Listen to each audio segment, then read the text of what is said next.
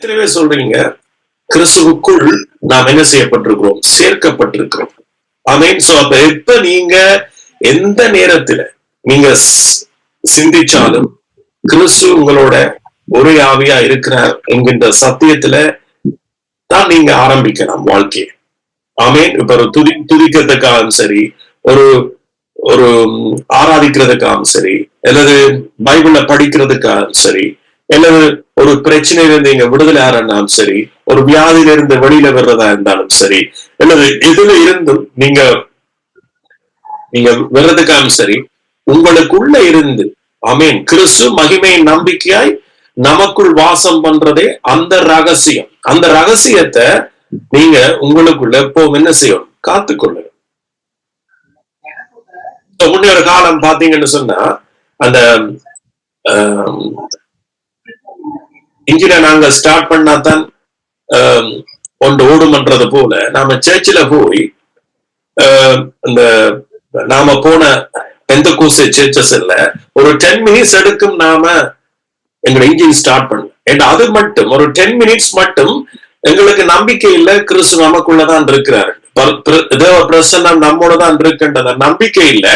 அதனாலதான் நம்மளோட இன்ஜினை 10 மினிட்ஸ் வாசகம் அங்க இருக்கிற விசுவாசிகளும் இமோஷன் எங்களுக்கு இருக்கிற உணர்ச்சிகளை தூண்டித்தான் நாம் என்ன செய்யறோம்? ஓகே, பரிசுத்தாய வந்துட்டார் அல்லது தேவ பிரசன்னம் வந்துட்டு என்று சொல்லி நாம எண்ணத்தை வச்சு நாம ஒரு முடிவுக்கு வர்றோம்னு சொன்னா நம்முடைய உணர்ச்சிகளை வச்சு, நம்முடைய உணர்ச்சிய வாசல் தூண்டி விடுவார், நம்முடைய உணர்ச்சிய பக்கத்தில் இருக்கிற விசுவாசிகள் தூண்டி விடுவார்கள், நம்முடைய உணர்ச்சிய மியூசிக் அதாவது இசை நம்ம தூண்டி விட்ட பிறகு அதற்கு பிறகு நாம என்ன செய்கிறோம்? ஒரு முடிவுக்கு வருகிறோம், இங்க பரிசுத்தாவி இருக்கு.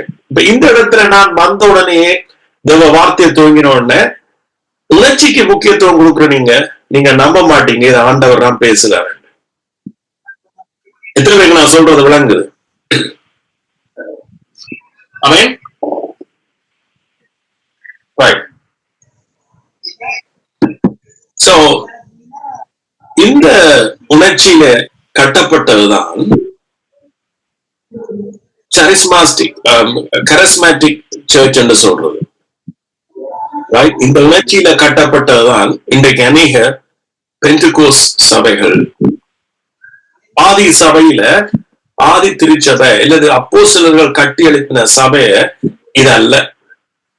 சோ நான் எப்போதும் உங்களை அப்போஸ்தலர்களுடைய அதாவது கிறிஸ்துவனுடைய உண்மையான சத்தியத்துல அவருடைய வார்த்தையில உங்களை கட்டி எழுப்புறபடியால இதுதான் நம்மளோட வாழ்க்கையில அநேக விடுதலைகளை கொண்டு வரும். ஆமென். சோ ஆக எத்தனை பேர் நீங்க நம்புறீங்க கிறிஸ்து மகிமை நம்பிக்கையாய் நமக்குள் வாசம் பண்ணுவதே அந்த ரகசியம். எப்ப எல்லாம் நாம் ஆராதிக்க கிறிஸ்து வாரையில கிறிஸ்து நமக்குள்ள இருக்கிறபடியால தான் ஆராதிக்கிறோம். நாம ஜெபிக்க அற்புதம் நடக்கிறேன். இயேசு ஏற்கனவே அவர் எங்களுக்காக மரிச்சு உயிர்த்தெழுந்தபடியால ஏற்கனவே அவர் நமக்காக சிலுவையில் எல்லாத்தையும் செய்து முடிச்சபடியாலதான் நாம ஜெபிக்கிறோம். இதுதான் ஆதி திருச்சபையினுடைய பவுண்டேஷன். ஆமென். அஸ்திவாரம். சோ அப்ப நாம எல்லாரும் உலக வழக்கத்தின்படி பிறந்து வளர்ந்து வெறபடியால நாம பொய்யே நம்பி வாழ்ந்தபடியால பொய்யிலேயே நாம இருந்தபடியால விசுவாசம் நமக்குள்ள கிரிய செய்யல. ஆற்ற விசுவாசம் கிறிஸ்துவனுடைய விசுவாசம் கிரிய செய்யல. ஆமென். சோ ஆகவே நீங்க கிறிஸ்துவுக்கு நன்றி செலுத்துங்க. ஆமென். அவர் சிலுவையில நமக்காக செய்து முடிச்சதுக்காக நன்றி செலுத்துங்க. அவருடைய பிரசன்னம் என்றைக்கும் உங்களோட உங்களோட குடும்பத்தோட உங்களோட வாழ்க்கையில அது அந்த நம்பிக்கையே உங்களோட வாழ்க்கையில இருக்கிற ஆசீர்வாதங்களை என்ன செய்யும்? வெளியில கொண்டு. ஆமென். உங்களுக்குள்ள இருக்கிற ஆசீர்வாதங்களை வெளியில கொண்டு வரும். ஆமென். நன்றி தகப்பனே, உங்களுடைய அன்புக்காக உங்களுடைய கிருபைக்காக நன்றி, உங்களோட வார்த்தைகளுக்காக நன்றி செலுத்துகிறோம். இன்றைக்கு நீங்க எங்களுக்கு வெளிப்படுத்த போற, எங்களோட பேச போற, எங்களுக்குள்ள இருந்து நீங்க செய்ய போற கிரியலுக்காக நாங்க நன்றி செலுத்துகிறோம். நன்றி தகப்பனே. தகப்பனே, உங்களுக்கு நன்றி செலுத்துகிறோம். எல்லா துதியையும் கனத்தையும் மகிமையும் உங்களுக்கு தருகிறோம். ஆமென்.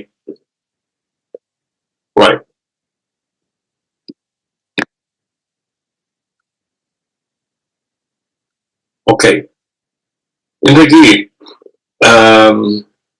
தலைக்கம் போட்டிருக்கிறேன். எந்த ரட்சிப்பும், அதாவது பைபிள்ல சொல்லப்படுகிற ரட்சிப்பு, சல்வேஷன் வந்து இஸ் a free gift. ஆமென். அது ஒரு ஒரு பரிசாக அல்லது இலவசமாக நமக்கு கிடைச்சு. அது எந்த ரட்சிப்பா இருக்கலாம். அது ஒரு நமக்கு கிடைச்ச ரிவார்ட் அல்ல, ஒரு வெகுமதி அல்ல. இன்றைக்கு அநேக மக்கள், ஸ்பெஷலாக கிறிஸ்தவ மக்கள், நீங்க பாத்தீங்கன்னு சொன்னா ரட்சிப்பு வந்து ஒரு ரிவார்ட், அதாவது எங்களுக்கு கிடைக்கக்கூடிய ஒரு பலனாக அல்லது வெகுமதியாக நினைக்கிறார். அதாவது நம்முடைய கிரியைகளுக்கு தக்கதான ஒரு பலன் தான் ரட்சிப்பு, அது முடிவில தான் அது தெரியும் என்கின்றதான் அநேகருடைய பார்வை. சோ இதை நான் உங்களுக்கு விளக்கப்படுத்த வேண்டிய அவசியம் இல்லை. சோ அதனாலதான் அவர்கள் நன்மை தீமை என்கின்ற ஒரு பிரமாணத்துக்குள்ள அவர்கள் தங்களை என்ன செய்கிறார்கள், அடிமைப்படுத்துகிறார்கள். இது பிசாசனுடைய பெரிய ஒரு தந்திரம். ஓகே, சோ எதுக்கும் நாம இந்த சத்தியங்களை நாம் அறிய முதல் நாம ஒவ்வொருவரும் நாம் என்ன செய்வோம், ஜெபம் பண்ணிக்கொள்வோம். ஏனென்றா உங்களுடைய ஜெபம் தான், இப்படிப்பட்ட ஜெபம் தான் உங்களுக்கு அந்த ஞானத்தை தரும். அதை அறியக்கூடிய ஞானம். நான் பேச போற காரியங்களை நீங்க அதை அறியணும் அல்லது அது உங்களோட வாழ்க்கையில பிரயோஜனப்படணும் என்று சொன்னா நீங்கள் உங்களுக்கு நீங்க ஜெபம் பண்ணிக்கொள்ள. ஆமென். இல்லைன்னு சொன்னா ஒன்றுமே பிரயோஜனம் இருக்காது. இப்ப நீங்க உலக வழிபாட்டுல அதுல நாம போயிருக்க, அதுலயும் பிரயோஜனம் இல்லை. சரி, இதுலயும் நாம சுவிசேஷத்தை நாம விசுவசிக்கிறேன்னா இங்கேயும் பிரயோஜனம் இல்லை. நாம ஒரு நடுநிலையில இருக்க வேண்டிய சூழ்நிலை வரும். ஆனா அப்படி ஒரு நடுநிலை பைபிள்ல எங்கேயும் சொல்லப்படுது. சோ அதனால பைபிள் சில இடத்துல வார்த்தையை நான் இன்றைக்கு சொல்ல போற வார்த்தையில பாத்தீங்கன்னு சொன்னா, விசுவாசத்துக்கு கீழ்ப்படிய பண்ணும் பொருட்டு. என்னத்துக்கா? விசுவாசத்துக்கு. சோ அப்ப நம்முடைய சுவிசேஷம் என்னத்தை செய்யுதாம்? விசுவாசத்துக்கு கீழ்ப்படிய பண்ணுது. அப்ப இதுல இருந்து உங்களுக்கு என்ன தெரியுதுன்னு சொன்னா, விசுவாசம் என்றது வந்து அது இயேசு கிறிஸ்துவை தான் குறிக்குது. நம்முடைய விசுவாசம் அல்ல. நம்முடைய விசுவாசம் என்று சொன்னா விசுவாசத்துக்கு நாங்க கீழ்ப்படிய வேண்டிய அவசியம் இல்லை. அப்ப இங்க விசுவாசம் வந்து கிருபையினால் விசுவாசத்தை கொண்டு நீங்க ரட்சிக்கப்பட்டீர்கள். இது உங்களால் உண்டானதல்ல. இது என்னவாம்? அவருடைய ஈவு, கிஃப்ட், இலவசம். அப்ப கிருபையும் விசுவாசத்தையும் கொண்டுதான் நானும் நீங்களும் ரட்சிக்கப்பட்டோம். சோ அப்ப அநேகர் நினைச்சிட்டோம் நாங்க என்னன்னு சொன்னா, ஓகே, கிருபை இயேசு கிறிஸ்து, விசுவாசம் நம்மளுடையது. அப்ப கிருபை, அவருடைய கிருபையும் நம்முடைய விசுவாச கிரியைகளும் சேர்ந்துதான் நமக்கு ரட்சிப்பு தந்த என்று சொன்னா அது பைபிளுக்கு முரண்பாடான. ஓகே, அப்ப கிருபையையும் ஏயையும் பியையும், சரி இப்ப ஒரு உதாரணத்துக்கு நான் சொல்றேனே, ஏயையும் பியையும் வச்சுத்தான் நானும் நீங்களும் ரட்சிக்கப்பட்டோம். கிருபையும் விசுவாசத்தையும் வச்சுத்தான் நாம ரட்சிக்கப்பட்டோம். சோ இன்றைக்கு நீங்க போகிற பொழுது, நீங்க இன்றைக்கு இந்த செய்தி முடிச்சு போகிற பொழுது, நான் முன்னையும் நான் பிரசங்கிச்சிருக்கிறேன் விசுவாசத்தை குறிச்சு. சோ இந்த விசுவாசம் என்கின்ற இந்த சப்ஜெக்ட் வந்து அநேகர் பிள்ளையாக விளங்கினபடியால நம்முடைய வாழ்க்கையில அந்த விசுவாசம் என்ன செய்யல, கிரியை செய்யல. ஆமென். சோ ஆகவே நாங்க கிருபையினால் விசுவாசத்தை கொண்டு, கிருபையினால் விசுவாசத்தை கொண்டு, கிருபையினால் ஒரு ஏ கொண்டு, ஏ அல்லது பி, பியை கொண்டு நாம் ரட்சிக்கப்பட்டோம். இது நம்மளால் உண்டானதல்ல. இது அவருடைய சுத்த கிருபை, அதாவது அவருடைய இலவசமான அவர் மூலமாக வந்த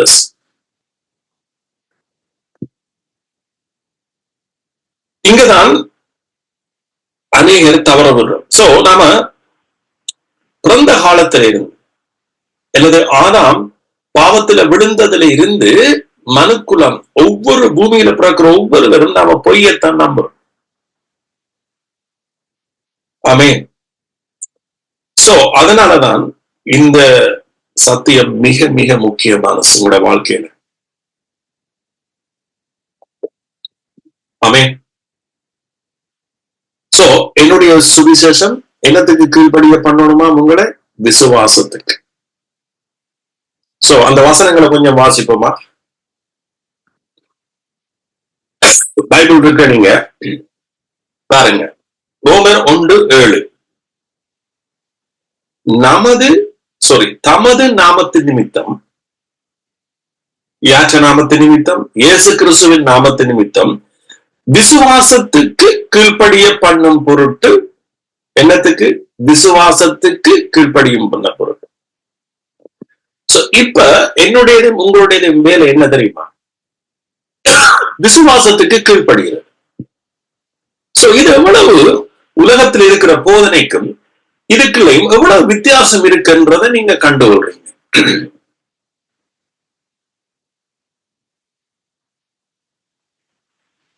ஏனென்றா இங்க என்ன பிரச்சனை? உங்களை அறியாமலே என்ன பிரச்சனைக்கு நாம இருந்தோம் என்று சொன்னா, இன்றைக்கு அநேக போதனைகள் எங்களை எப்படி வளர்த்து என்று சொன்னா, நம்முடைய கிரியைகளை தான் விசுவாசமாக பயன்படுத்தின.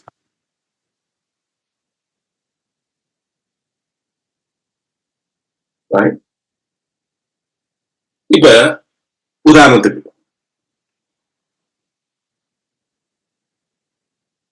நாம தசம பாகம் கொடுத்தோம். ஏன் கொடுத்தோம்? நாம கொடுத்தா தான் அதுக்குரிய பதில கர்த்தர் நமக்கு தருவார். அப்ப தசமாத்தை கொடுக்கிறவர்கள் அத விசுவாசிகளாக பார்த்தார். இவனுக்கு விசுவாசம் இருக்கிறது, அதனால் கொடுக்கிறான். பாருங்க, ஆசீர்வாதத்தை இப்ப நம்முடைய விசுவாசத்தினால பெற முயற்சிக்கிறோமா இல்லையா?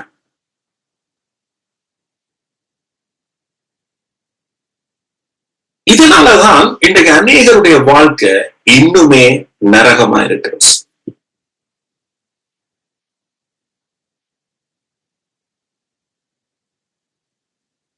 ஆனா கடவுள் அதல்ல. கிருபையினால் விசுவாசத்தை கொண்டு நீங்க ரட்சிக்கப்பட்டீர்கள்.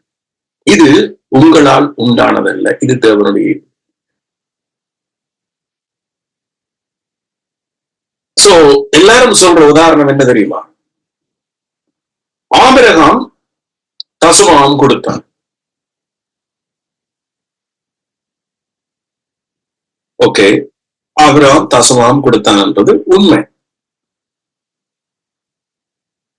ஆபிரகாம் தசமம் கொடுத்த பிறகு ஆபிரகாமுக்கு வெற்றி வந்ததா?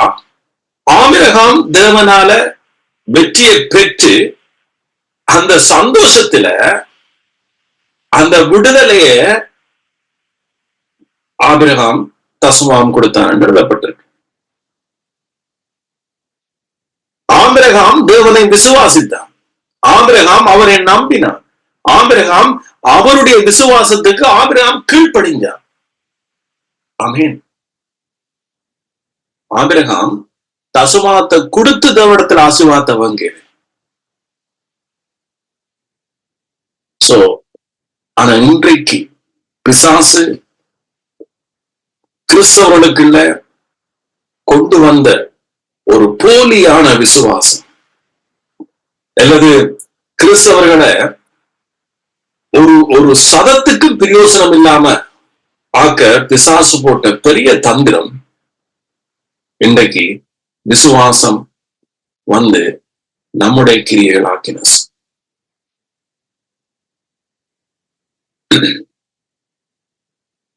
ஓகே, இதை நீங்க மனசுல வச்சுக்கொள்ளுங்க. இதை குறிச்சு உண்மையான விசுவாசம் என்ற தலையங்கத்துல நான் முன்னமும் பிரசங்கிச்சிருக்கேன்.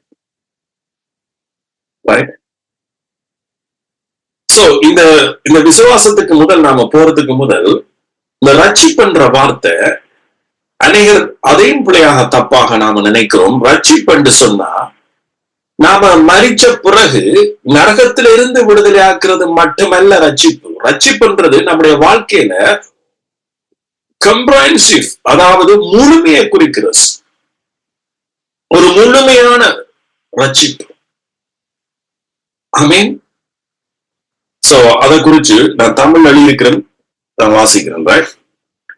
ரட்சிப்பு என்பது தனிய நரகத்திலிருந்து மீட்கப்படுதல் அல்ல. ரட்சிப்பு நரகத்திலிருந்து மீட்கப்படுதல். ஆனால் இன்னும் ஒரு புதிய காரியத்தை நான் இன்றைக்கு உங்களுக்கு சொல்ல போறேன். எப்படின்னு சொன்னா, நரகம் தனிய நீங்க மரிச்ச பிறகு அல்ல. இந்த பூமியிலேயே நரகம் என்கின்ற வார்த்தையும் பைபிள்ல சொல்லப்பட்டிருக்கு. நரகத்துக்கு இன்னொரு அர்த்தம் என்னன்னா ஐயோ, அல்லது இது என்னடாப்பா ஆக்கினை, இது என்னடா ஒரு ஆக்கினையான ஒரு வாழ்க்கையா இருக்கிறது. இது எல்லாமே ஒரு மனுஷனுடைய வாழ்க்கையில நரகம் கலக்கப்பட்டிருக்கு. என்னத்தால? ஆதாமுடைய வீழ்ச்சியால. சோ இப்ப உங்களுக்கு விளங்க நான் சொல்லிக்க, நித்திய ஜீவன் என்பது உங்களுக்கு தினோமர நான் பிரசங்கிச்சிருக்கிறேன். நித்திய ஜீவன் என்பது நாம மரிச்ச பிறகு அனுபவிக்கிற வாழ்க்கையில, இந்த பூமியில நாம இயேசு கிறிஸ்துவுடைய வாழ்க்கைய பெற்றதுதான் நித்திய ஜீவன். ஆமென். அவருடைய ஆசீர்வாதத்தை பெறுறதில்லை, அவரோட சேர்ந்த ஒரு வாழ்க்கை நித்திய ஜீவன். ஏன்னா பைபிள் அநேக இடத்துல சொல்லப்படுது, நித்திய ஜீவன் உங்களுக்கு உண்டாயிருக்கிறதே, அவர் நித்திய ஜீவனை உங்களுக்கு தந்திருக்கிறார். சோ அந்த நித்திய ஜீவனை நாம சுதந்திரிச்சிருக்கிறோம், அனுபவிக்கிறோம் என்றெல்லாம் பைபிள்ல சொல்லப்படுது. அப்ப எப்படி இந்த பூமியிலேயே நாம நித்திய ஜீவன் அனுபவிக்கிறோமோ, இயேசு கிறிஸ்துவையும் அவருடைய சத்தியத்தையும் ஏற்றுக்கொள்ளாதவர்கள் இந்த பூமியில நரகத்தை அனுபவிக்கிறதுக்கு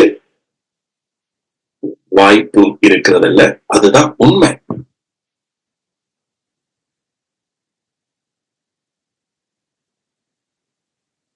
சோ இப்ப இந்த நரகமான வாழ்க்கையில இருந்துதான், பூமியில இருக்கிற நரகமான ஒரு வாழ்க்கையில இருந்துதான் இயேசு கிறிஸ்து நம்ம இப்ப என்ன செய்திருக்கிறாரா, மீட்டு நமக்கு நித்திய ஜீவனை தந்திருக்கிறார். எத்தனை பேருக்கு நான் சொல்ற இந்த சப்ஜெக்ட் உங்களுக்கு சரியா புரியுது? நீங்க அதை ஏற்றுக்கொண்டாதான் நரகமான வாழ்க்கையில இருந்து நீங்க என்ன செய்வீங்க, நாளடைவில நீங்க மீட்கப்பட்டு கிறிஸ்துவுடைய நித்திய ஜீவனை நீங்க அனுபவிப்பீங்க.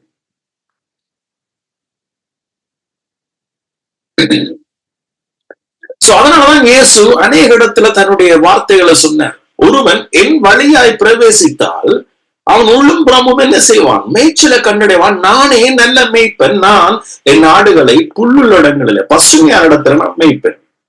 சோ அங்க நரக வாழ்க்கை என்ன இருக்காது.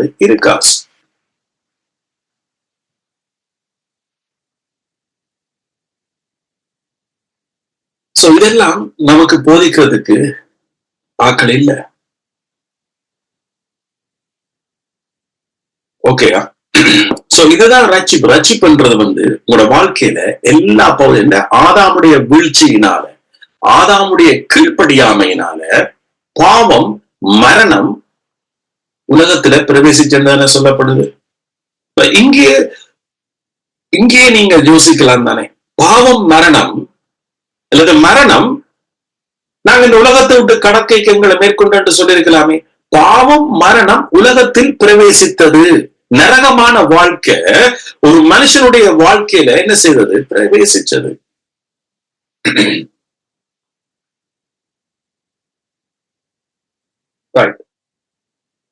இப்ப ஆதியாகமம் 3ஆம் அதிகாரம் எடுப்போமா? எப்படி நான் உங்களுக்கு விளங்கப்படுத்துறேன் என்ன வடிவில. இன்றைக்கு ஏன் இன்றைக்கு அநேகர் கேள்வி கேட்பார்கள், ஏன் இப்படி ஒரு வாழ்க்கை? ஏன் இப்படி ஒரு உலகம்? ஏன் கடவுள் கண் இல்லையா?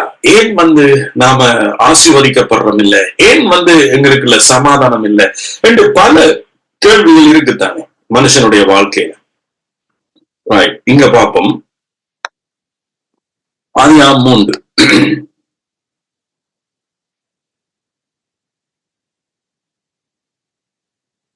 இப்ப இவர்கள் நன்மை தீமை என்கின்ற பிரமாணத்திலிருந்து இவர்கள் புசித்தார்கள் என்றது உங்களுக்கு எல்லாருக்கும் தெரியும். நன்மை தீமை என்கின்ற விருட்சம் அது நன்மை தீமை என்கின்ற ஒரு பிரமாணம். சோ அந்த பிரமாணம் தான் இன்றைக்கு மனுஷனை கொல்லுது என்பது இன்றைக்கு அநேகருக்கு தெரியாது.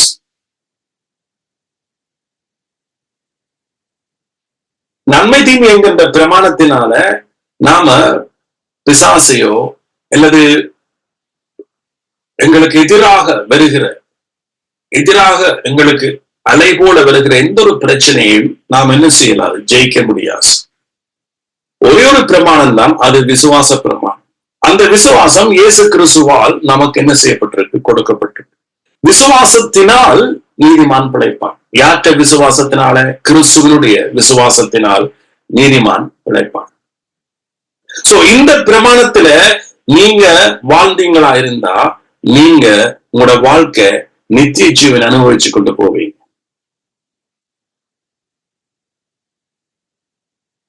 ஆமென். ரைட்.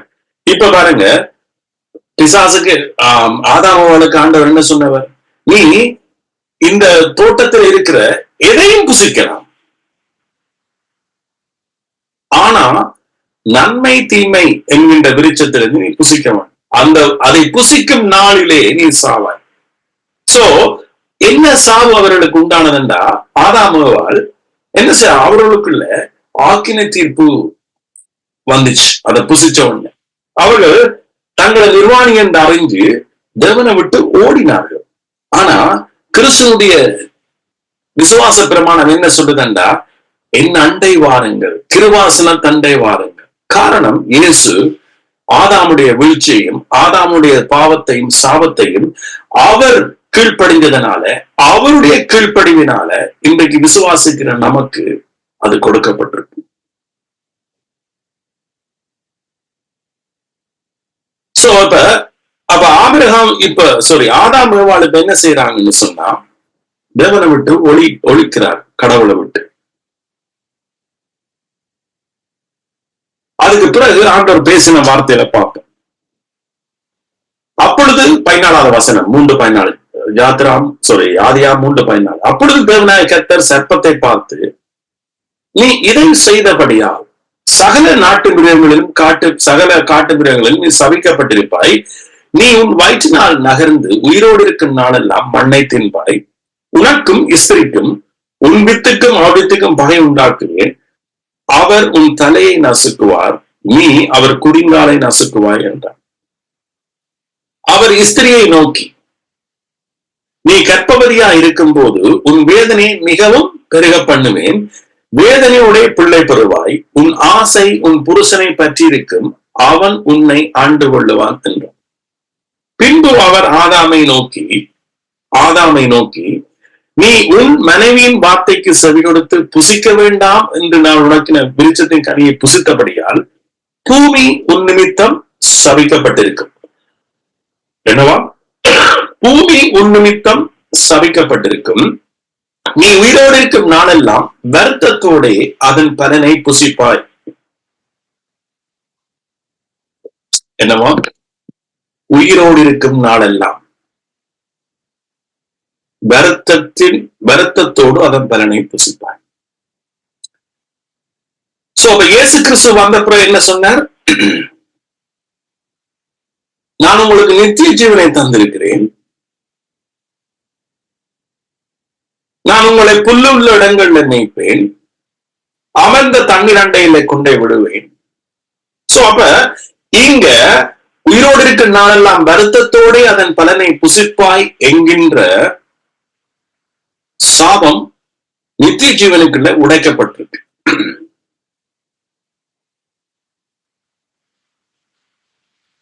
இந்த வசனம் சொல்லுது, நீ உயிரோடு இருக்கும் நாளெல்லாம் வருத்தத்தோடு அதன் பலனை புசிப்பாய். ஏனென்றா பூமி உன் நிமித்தம் தான் சபிக்கப்பட்டிருக்கு. உன்னுடைய கீழ்ப்படியாமையினால். என்னத்துக்கு கீழ்ப்படியாமையினால்? இங்கதான் நீங்க யோசிக்கணும். ஆதாம் என்னத்துக்கு கீழ்ப்படியது?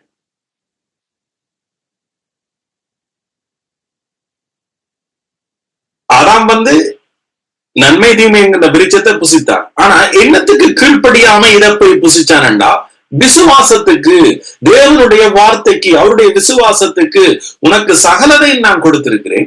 யார் மூலமாக? என் மூலமாக. சோ என்னுடைய கிருபையை நீ நம்பு, நான் கொடுத்ததை நீ நம்பு, நான் ஏற்கனவே உனக்காக செய்ததை நம்பு.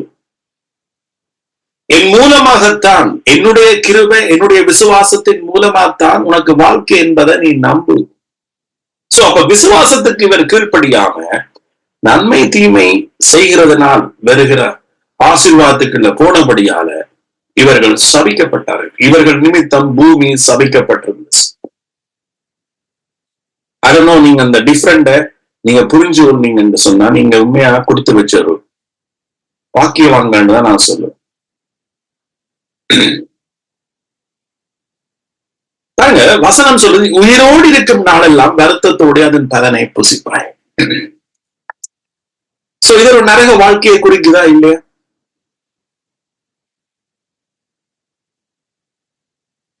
ஒரு சாப வாழ்க்கையை குறிக்குதா இல்லையா?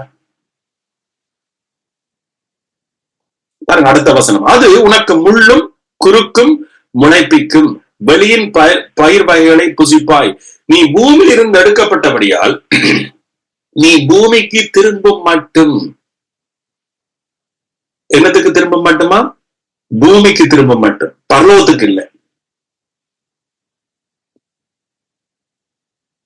நீ எங்க இருந்து எடுத்தாயோ அந்த இடத்துல திரும்பும் மட்டும். இது எனக்கு இன்றைக்கு ஆவியானவர் பேசினது. அப்படி என்றா நாம் அங்கிருந்து எடுக்கப்பட்டோம் என்று பைபிள் சொல்லுது. யாராவது சொல்ல முடியுமா? நாம் எதிலிருந்து நாம் எடுக்கப்பட்டோம் தெரியுமா? சத்திய வசனத்தின்படி, கர்த்தருடைய வார்த்தை உண்மையின்படி நாம் கிறிஸ்துவில் இருந்து எடுக்கப்பட்டோம். அதான் நான் சொன்னேன், நம்ம ஆதியில இருந்து பொய்யே நம்பி வாழ்ந்துட்டோம். பிசாசுக்கு பிடிக்காத உபதேசம். பிசாசு நீங்க எங்கேயும் தேடாங்க, மனுஷனுக்குள்ளதான் பார்ப்பீங்க. சத்தியத்துக்கு நாம எதிர்த்து நிக்க நாம பிசாசு உள்ளவர்களா இருக்கோம். இயேசு சத்தியம் நிறைந்தவரா வரைக்க பிசாசு சொல்லிச்சு. அவன் எங்க இருந்தான்? தூணிலையும் துரும்பிலையும் இருந்தானா? இல்ல. மனுஷனுக்கு இல்ல. மனுஷர்கள் கேட்டார்கள், ஏன் நீர் எங்களை உலகத்துக்கு ஆக்கினைப்படுத்துறீர்? ஏன் எங்களை கொடுமைப்படுத்துறீர்? நீர் எங்களை விட்டு அகன்று போம் என்று சொன்னார். அவ்வளவுக்கு பிசாசு மனுஷர்களை பொய்யினால நிரப்பி வச்சிருக்கிறான்.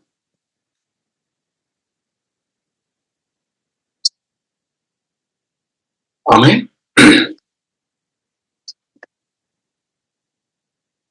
சோ நாம அப்ப ஆண்டவர் சொல்றாருங்க, நீ பூமிக்கு திரும்ப மட்டும், நாம இயேசு கிறிஸ்துவிடத்துல திரும்ப மட்டும் உன் முகத்தின் வேர்வையால் ஆகாரம் புசிப்பாய்.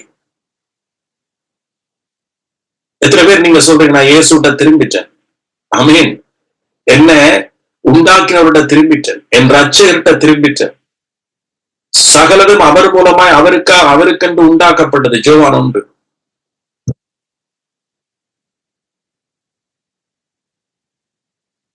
ஆமீன்.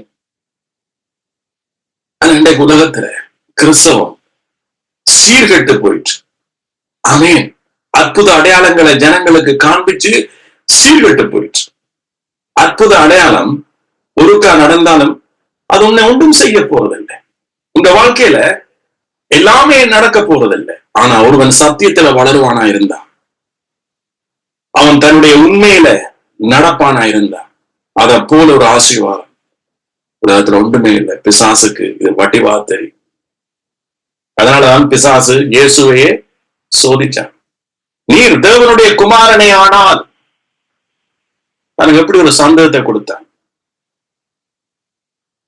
ஒரு மனுஷன் வந்து பிசாசு எப்படி எங்களை வஞ்சிக்கும் தெரியுமா? நீ இயேசுனுடைய குமாரனை ஆனால் என்று சொன்னோன்னா நாங்க உடனே யோசிப்போம், ஆஹோ அதுதானே நான் அவற்றை குமாரனா, நான் ஒன்றும் செய்யலே, நான் சும்மா இருக்கிறேனே, வீட்டை சும்மா இருக்கிறேனே, ஓ நான் ஒரு ஊழியமும் செய்யறேன், நான் பாடலே, துதிக்கிறேன், ஜெபிக்கிறேன், நான் இயேசுவின் குமாரனா?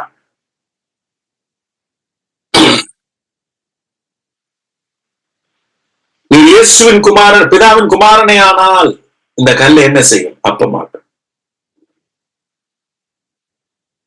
பாருங்க, பிசாசு இன்னொன்று சொல்லிச்சு, ஓ எனக்கு தெரியும் உண்மைய தூதர்கள் கட்டளையிடுவார் ஆண்டவர், உமக்கு கட்டளையிட்டு இருக்கிறார். சோ பாதங்களில இடராம நீ விழாம தூதர்கள் கட்டளையிடப்பட்டிருக்கிறார். சோ ஆகவே இங்க இருந்து நீர் என்ன செய்யும்? தாள குறியும் இதா தூதர்களை அனுப்பி என்ன செய்வார்? ஏந்திக் கொள்வார். அப்ப இதுல இருந்த ஆண்டவர் எனக்கு என்ன சொன்னார் தெரியுமே? உண்மையாகவே தூதர்கள் எங்களுக்காக எப்பவுமே இருப்பார். ஆனா ஆண்டவர் என்ன சொன்னார் தெரியுமா? அது எழுதியிருக்கிறதே. பிசாசு பாருங்க, வசனம் தெரியும், எழுதியிருக்கிறதே. ஆனா இயேசு அதுக்காக ஓகே இந்த நான் குதிக்கிறேன் பார், என்ன தூதர் வந்து பிடிப்பார் என்று அவர் இயேசு என்ன சொன்னார்? உன் தேவனாய் கர்த்தரை பரீட்சை பாராதிருப்பாயா என்றா பிசாசு அங்க திரும்பவும் சந்தேகத்தை தான் போடுச்சு. ஆனா இயேசுக்கு தெரியும், எஸ் உண்மை எழுதப்பட்டிருக்கு, நான் இடறி விழுந்தா தூதர்கள் என்ன ஏந்துவார்கள் எனக்கு தெரியும், ஆனா பரீட்சை பார்க்க மாட்டேன். இன்னொன்று சொல்லிச்சு பிசாசு, இன்னொன்று ஏன் சொன்னார்? தேவனுடைய வார்த்தையில வாயிலிருந்து புறப்படுகிற ஒவ்வொரு வார்த்தையினாலும் மனுஷன் பிழைப்பான். ஆமென். சொன்னாலும் நீங்கள் அவருடைய வார்த்தையினாலதான் பிழைப்போம். அந்த வார்த்தை தான் விசுவாச வார்த்தை. அந்த வார்த்தையைத்தான் நாம் பேசுறோம். ஆமென். சோ நீ பூமிக்கு திரும்ப மட்டும் உன் முகத்தின் வேர்வையால் ஆகாரம் புசிப்பாய், நீ மண்ணாதிருக்கிறாய் மண்ணுக்கு திரும்புவாய் என்றார். ஆமென். இங்க நாம இயேசுட்ட திரும்ப வைக்க, இயேசு தான் நம்முடைய ஜீவன், இயேசுதான் நம்முடைய நித்திய ஜீவன், இயேசுதான் நம்முடைய புதிய வாழ்க்கை, இயேசுதான் நம்முடைய விசுவாசம், இயேசுதான் நம்முடைய கிருபை, இயேசுதான் நம்முடைய சுகம், பலன், ஆரோக்கியம் எல்லாமே. ஒரு மனுஷன் எப்ப இதுக்கு திரும்புறானோ, இந்த சத்தியத்துக்கு திரும்புறானோ, இந்த உண்மைக்கு எப்போ ஒரு மனுஷன் திரும்புறானோ அன்றைக்கு அவனுடைய வாழ்க்கை நித்திய ஜீவன், அது பரலோகமாக மாறும். ஆமென். எத்தனை பேருக்கு உங்களுக்கு தெரியுமோ தெரியாது, பைபிள் வந்து நாங்க மரிச்ச பிறகு போற நரகம் அல்லது மரிச்ச பிறகு இருக்கிற பரலோகத்தை குறிச்சு பேசினதை விட இந்த பூமியில் இருக்கிற பரலோகத்தை நரகத்தையும் குறிச்சுதான் 100% எழுதப்பட்டிருக்கு புதிய உடன்படிக்கையில. பழைய உடன்படிக்கையிலும் சரி, இஸ்ரவேல் மக்கள் பரலோகத்துக்கு பிரவேசிக்கிறதுக்கு பதிலா, அதாவது வாக்குத்தத்தம் பண்ணப்பட்ட பூமிக்குள்ள கானானுக்குள்ள பிரவேசிக்கிறதுக்கு பதிலாக வனாந்தரமாகிய நரக வாழ்க்கைக்கு தான் அவர்கள் என்ன செய்தார்கள்? 40 வருஷம் வாழ்ந்தார். காரணம் பைபிள் என்ன சொல்லுது? யாராவது சொல்ல முடியுமா அதுக்கு என்ன காரணம் என்று? நான் அடிக்கடி பிரசங்கிக்கிறேன்.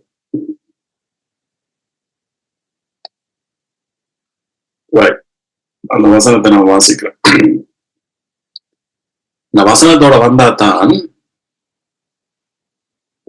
உங்களுக்கும் பிரயோஜனமா இருக்கு.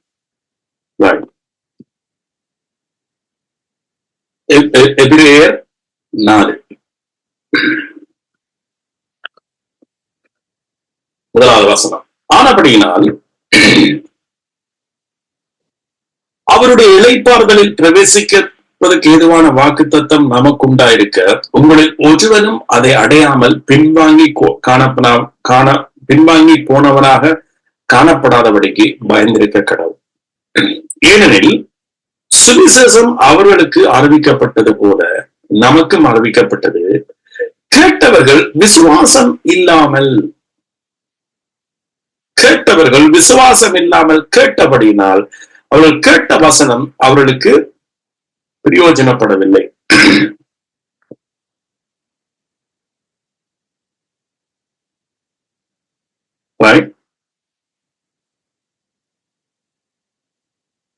இப்ப நான் இதுல வசனத்தை என்னத்தை காட்டணும்?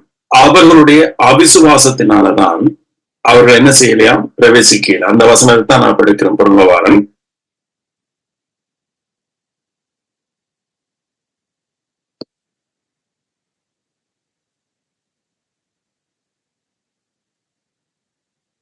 ஆறாவது வசனம்.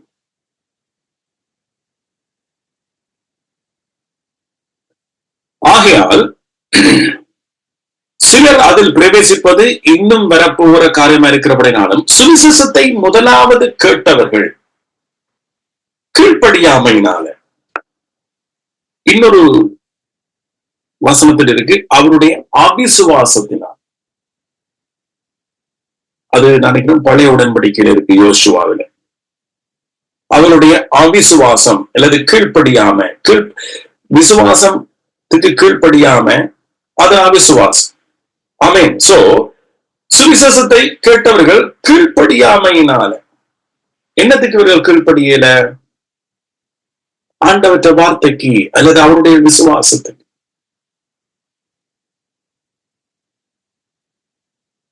பாருங்க, கீழ்ப்படியாமல் தான் அதுல பிரவேசிக்க. இவர்களுடைய பாவங்களோ இவருடைய வாழ்க்கை முறையோ அதல்ல. ஆபிரகாம் விசுவாசித்தான். ஆபிரகாம் தேவனுடைய விசுவாசத்துக்கு கீழ்ப்படிந்தான். தேவனுடைய விசுவாசம் என்னவா இருந்துச்சு? ஆபிரகாமை அழைச்சு ஆபிரகாமுக்கு ஆண்டவர் சொன்னார், இப்ப நான் வெளிப்பாடு வந்தப்புறம் நான் உங்களுக்கு சொல்றேன், உங்களுக்கு தெரிஞ்சபடியா நான் சொல்றேன், கலாத்தியர் எழுதப்பட்டபடியால, நான் கிறிஸ்து என்னும் என்னுடைய குமாரனை இந்த பூமிக்கு அனுப்பி அவர் மூலமாக கிருபையினால விசுவாசத்தை கொண்டு, அவருடைய கிருபையினாலும் அவருடைய விசுவாசத்தினாலும் கொண்டு நான் என்னுடைய மக்களை, என்னுடைய பிள்ளைகளை இலவசமாய் மீட்க போறேன். ஆபிரகாம் இந்த விசுவாசத்துக்கு தன்னை கீழ்ப்படுத்தினபடியால்தான் ஆபிரகாம் துணிவோடு என்ன தன்னுடைய மகனை பலியிட கொண்டு போனார்.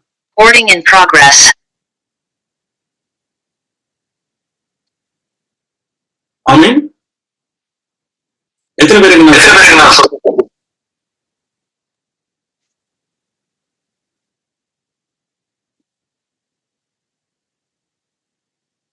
என்னவாம்? ஆபிரகாம் தேவனுடைய விசுவாசத்துக்கு, தேவன் சொன்ன வார்த்தைக்கு, கிறிஸ்துவ ஒரு சந்ததியினால் ஒட்டுமொத்த ஜாதிகளையும் தேவன் ஆசீர்வதிக்க போறார் என்கின்றத ஆபிரகாம் விசுவாசித்தார், நம்பினார். அதனாலதான் ஆபிரகாமே தன்னுடைய குமாரன் ஈசாக்க பலியிட அவருக்கு தெரியும். ஏண்டா அதுல சொல்லப்பட்டிருக்கு, நீங்க பாத்தீங்கன்னா 22ஆம் அதிகாரம் 1வது வசனத்திலேயே இதெல்லாம் ஆபிரகாம் ஈசாக்க கொடுத்த பிறகு ஆபிரகாம் ஆண்டவர் ஆபிரகாமை சோதித்தார் என்று. என்னத்தை சோதித்தார்? அவனுக்குள்ள இருந்த விசுவாசத்தை. ஆனா இன்றைக்கு கிறிஸ்தவங்களுக்கு என்ன சொல்லு, ஒரு வியாதி வந்தா ஆண்டவர் உன்னை சோதிக்கிறார் என்று சொல்லு.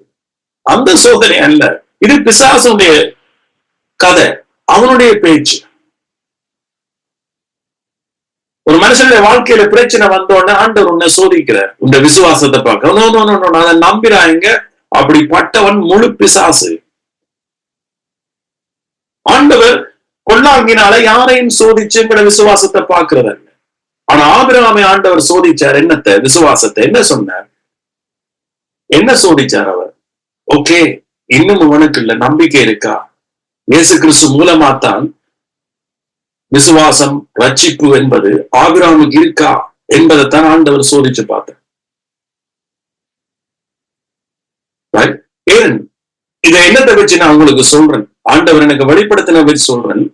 ஏனென்றா ஈசாக்கு ஒரு கட்டத்துல கேட்கிறான், தகப்பனே அப்பா எல்லாமே இருக்குது, கட்டை இருக்குது, நெருப்பு இருக்கு, எல்லாம் இருக்கு, எங்க தகனம் பலியிறதுக்கு எங்க ஆடக்காணல் என்று சொல்ல ஆபிரகாம் என்ன சொல்ல, தேவன் பார்த்துக் கொள்வார், தனக்குரிய பலியை தேவன் கடவுள் பார்த்துக் கொள்வார். அப்ப ஆபிரகாம் என்னத்தை சொல்றான்னு சொன்னா, இயேசு அது அவருக்குரிய பலி தன்னுடைய குமாரனாகிய சொந்த குமாரனாகிய இயேசு மட்டும்தான் என்பதை ஆபிரகாம் அன்றைக்கே அவன் விளங்கினபடியாத்தான் ஆபிரகாம் சொன்னார், தேவன் பார்த்துக் கொள்வார். என்னுடைய ஆபிரகாம் சொல்லியிருக்காம மகனுக்கு, நீதானப்பா அந்த பலி, அந்த மகனை பார்த்து ஈசாக்க பார்த்து நீதான்டா அது இல்லத்தான் அந்த பலியிட சொன்னு சொல்லியிருக்கலாமே ஆபிரகாம். 22ஆம் அதிகாரத்தை வாட்சி பாருங்க. அது ஆங்கிலத்தில் எப்படி எழுதப்பட்டது சார் தெரியுமா? God will provide. எத்தனை பேர் தெரியும்? God will provide. அவர் நமக்கு சகலதையும் தருகிறார். யாரால? இயேசு கிறிஸ்து மூலமாக.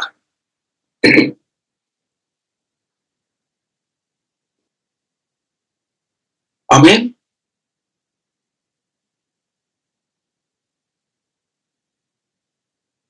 அதனாலதான் இயேசு சொன்னார், ஆபிரகாம் என் நாளை பார்க்க ஆசையா இருந்தார். ஆபிரகாமுடைய விசுவாசம் எதுக்குள்ள இருந்தது? இயேசு கிறிஸ்துவுக்குள்ள. இயேசுதான் விசுவாசம், இயேசுதான் கிருபை, இயேசுதான் ரட்சிப்பு, இயேசுதான் எனக்கு விட வேண்டிய ரட்சிப்பு. அது நான் என் குமாரனை பலியிடுறதாலே அல்ல, பிதா தன்னுடைய குமாரனை பலியிடுறதுனால என்பதை ஆபிரகாம் சரியாக புரிந்தார். அதனால்தான் பைபிள் சொல்லுது, ஆபிரகாம் விசுவாசத்தினால் மட்டுமல்ல கிரியையினால நீதிமானாக்கப்பட்டான். அது எந்த கிரியை சொல்லுதுண்டா, இந்த கிரியைத்தான் சொல்லுது, பிதா தன் குமாரனாகிய இயேசுவை எங்களுக்காக பலியிடுவார், நான் எந்த மகன் இழக்க வேண்டியதல்ல, பிதா தன்னுடைய மகன் இயேசுவை இழந்து என் மகனை மீட்டுக் கொள்வார் என்கின்ற நம்பிக்கை அவனுக்குள்ள இருந்தபடியால்தான் கடைசி மட்டும் கத்தியை ஓங்கினான் என்று வேதம் சொல்லுது.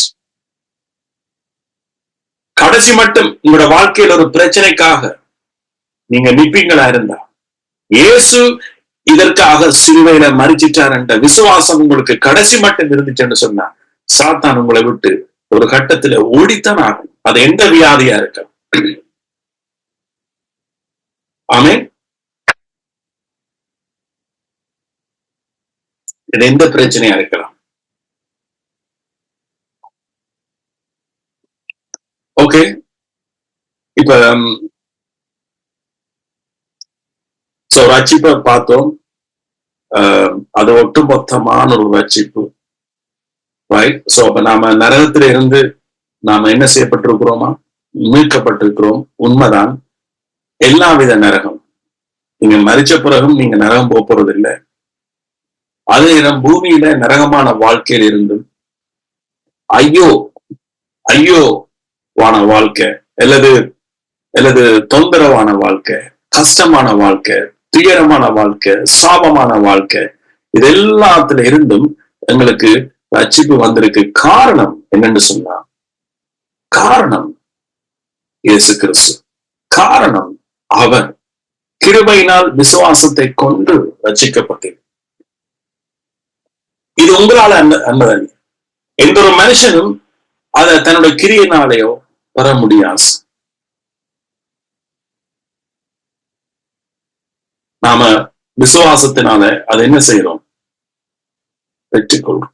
கிருபையினால விசுவாசத்தை கொண்டு ரட்சிக்கப்பட்டு, ஒரு கொஞ்சத்துல ரட்சிக்கப்பட்டிருக்கிறீங்க, மிச்சத்துல அல்ல. ரட்சிப்பது ஒட்டுமொத்த முழுமை. எப்படி ஆதாம் ஒரு மரணத்தினால ஒட்டுமொத்த மரணத்துக்குரிய காரியத்தை பெற்றுக்கொண்டானோ அதை நம்புறது தானே. ஒரு ஆதாமுடைய ஒரு கீழ்ப்படியாமையினால மரணத்தை, அந்த பாவத்தை பெற்றுக்கொண்டோம். அதுல இருந்து வந்த அவ்வளவு விளைவுகளையும் நாம ஏற்றுக்கொண்டோம். அதை அனுபவிச்சோம். அதே போல இயேசு கிறிஸ்து என்னும் ஒருவருடைய கீழ்ப்படிவினால அந்த ஒருவர் மூலமாய் நித்திய ஜீவன் நம்ம என்ன செய்யலாம்? ஆண்டு கொள்ளுது. நித்திய ஜீவன் ஆண்டு கொள்ளுது. சுகம், பலன், ஆரோக்கியம், ரட்சிப்பு, ஒட்டுமொத்த ரட்சிப்பு, எங்களுடைய சரீரம், ஆத்மா, சரீரம், ஆவி எல்லாமே என்ன செய்யப்பட்டிருக்கு? கிறிஸ்துவால மீட்கப்பட்டிருக்கிற உண்மை இந்த அநேகர் ஏற்றுக்கொள்றதில்லை. ஆமென். ரோமர் 5:7 அடுத்து வாசிப்போமா?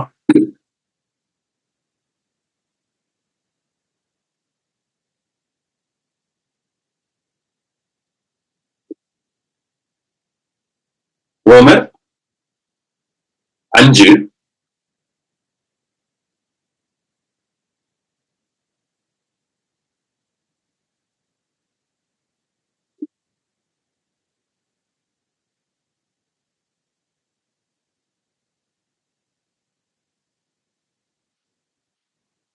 14 வாசிக்கிறேன். அப்படி இருந்தும் மரணமானது ஆதாம் முதல் மோசே வரைக்கும், மரணமானது ஆதாம் முதல், அதான் இப்ப வாசிச்சோம் ஆதியாம் 3. எப்படிப்பட்ட மரணம்? என்ன மரணம் அங்க? தன்னுடைய வேர்வையின், முகத்தின் வேர்வையினால் ஆகாரம் புசிப்பான். பூமி அவன் நிமித்தம் சபிக்கப்பட்டிருக்கு. உனக்கு எல்லாமே முள்ளும் எல்லாமே முச்சடியுமா இருக்கு இந்த வாழ்க்கை.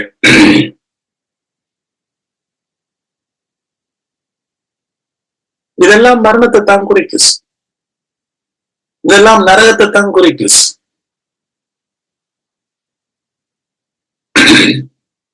பாருங்க, ஆதாம் முதல் மோசே வரைக்கும்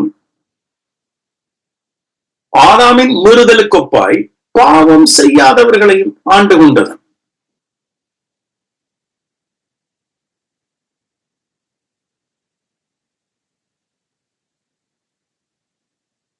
எங்கே ஆண்டு கொண்டஸ்? இந்த பூமியில தான் ஆண்டு கொண்டஸ். இது நிகழ்காலத்தை குறிக்கு. ஒரு மனுஷனை ஆண்டு கொள்ளக்கூடிய, ஒரு மனுஷனை மரணம் ஆண்டு கொள்ளக்கூடிய,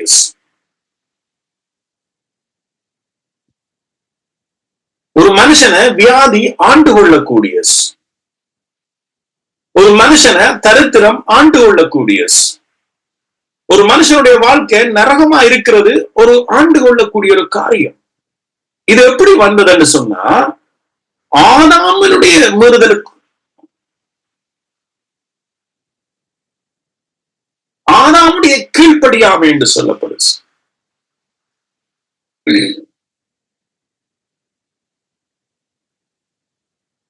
இத எந்த ஒரு மனுஷனும் நன்மை தீமை என்கின்ற பிரமாணத்தினால இதை ஜெயிக்க முடியாது, மேற்கொள்ள முடியாது. அதனாலதான் ரட்சிப்பு இலவசமா இருக்கிறது.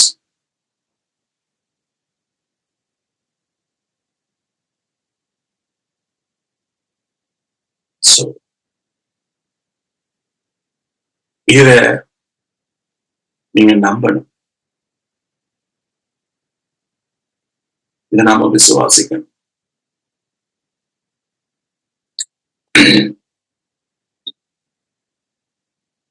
பாருங்க, அப்படி இருந்தும் மரணமானது ஆதாம் முதல் மோசே வரைக்கும் அந்த ஆதாமின் மீறுதலுக்கு ஒப்பாய் பாவம் செய்யாமலை மாண்டு வந்தது. அந்த ஆதாம் பின்பு வந்தவருக்கு ஒரு முன்னடையாளமானவர்.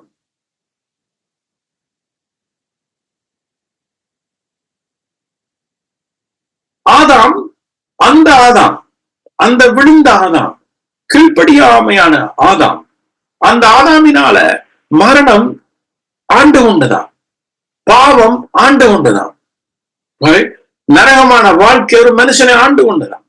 அந்த ஆதாம் பின்பு வந்தவருக்கு ஒரு முன் அடையாளமான, அந்த ஆதாம் மரிச்ச ஆதாம், ஜனங்களை மரிக்க பண்ற ஆதாம்.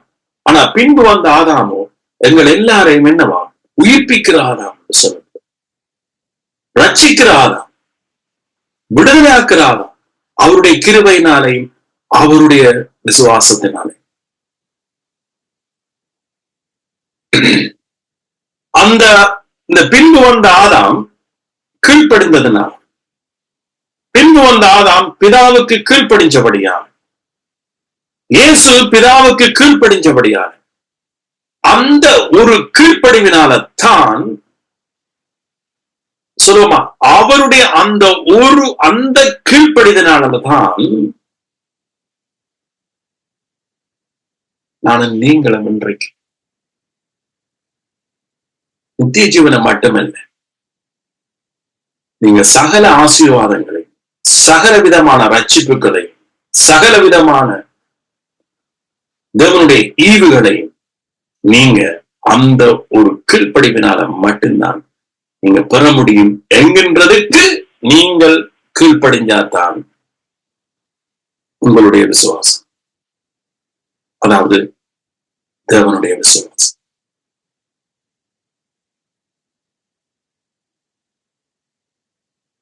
இதுதான் அந்த பிரேக் த்ரூ, இதுதான் அந்த முக்கிய பாயிண்ட். அதாவது தேவனுடைய கிறிஸ்து அவருடைய கீழ்ப்படிவினால மட்டும்தான் நானும் நீங்களும் என்ன செய்யலாம், கிருபையின் பரிபூர்ணத்தை பெறலாம். சோ அதற்கு கீழ்ப்படிய பண்றதுக்குத்தான் பைபிள் சொல்லுது, சுவிசேஷத்தை பிரசங்கிக்கிறோம். அடுத்த வசனத்தை வாசிப்போம், 15. ஆனாலும் மீறுதலின் பலன் கிருபை வரத்தின் பலனுக்கு ஒப்பானதல்ல. எப்படியெனில் ஒருவனுடைய மீறுதலினாலே அநேகர் மரிச்சிருக்க, ஒருவருடைய மீறுதல் அநேகர் மரிச்சிருக்க, மரிக்க போறோம் என்று சொல்லல, மரிச்சிருக்கிறோம் என்று சொல்லப்படும். எங்க மரிச்சிருக்கிறோம்? இந்த பூமியில். நாம் எல்லாம் முன்னே உயிரோடு இருந்தோம், இப்பவும் உயிரோடு இருக்கிறோம். ஆனா பைபிள் சொல்றது மரிச்சிருக்கிறோம். சோ இந்த மரணம் ரெண்ட குறிக்குது. ஒன்று கடவுள்ல இருந்து நம்ம மரிச்சிருந்தோம். ஆதாம் ஏவாள் நன்மை தீமைங்க வீச்ச புசிச்ச உடனே அவர்கள் கடவுளுக்குள்ள மரிச்சிட்டார். சோ அவருக்கும் கடவுளுக்கும் இடையில தொடர்பு இல்லாம போச்சு. தங்களை தாங்களே குற்றவாளியாக்கி கடவுளை விட்டு ஒளிஞ்சு கொண்டார். இது மரிச்சிருக்கிறார். சோ இன்றைக்கும் அநேகர் கிறிஸ்தவரோட பேர் தான் இருக்குமான அவர்கள் மரிச்சிருப்பார். கடவுளுக்கும் தங்களுக்கும் இடையிலே கிருபையினால வந்த உறவை அவர்கள் எப்பவும் நிராகரிச்சு கொண்டே இருப்பார். அதுக்கு எதிராகத்தான் அவருடைய பேச்சு செயல்கள் எல்லாமே இருக்கு.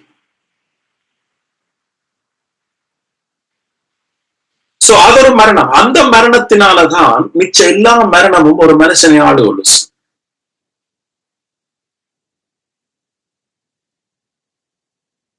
ஆமே, அந்த ஒரு மரணத்தினால என்ன நாம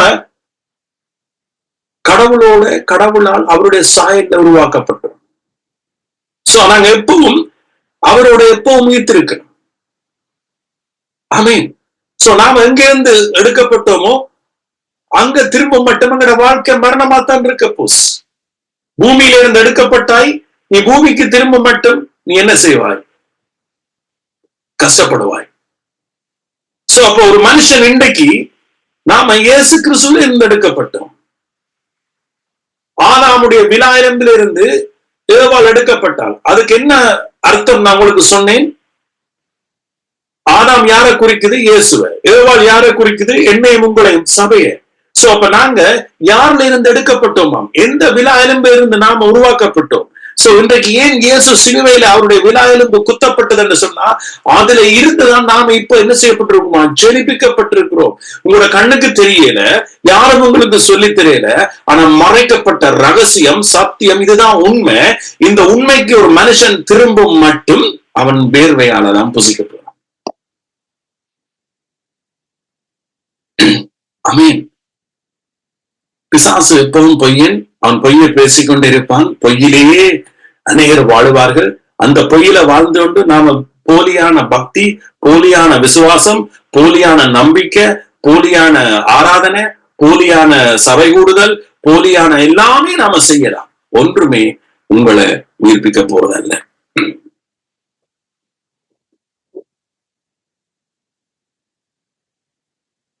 ஆமே.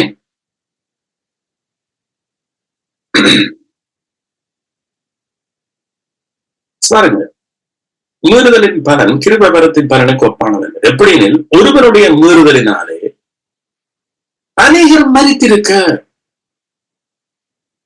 இந்த பர்வத்துல போய் நரத்துல போய் மரித்திருந்தார்கள் செத்தப்புறம் என்று சொல்லப்படுதா? இல்ல, பூமியில தேவனுடைய கிருபை இயேசு கிறிஸ்து என்னும் ஒரே மனுஷனுடைய கிருபையினாலே வரும் ஈவும்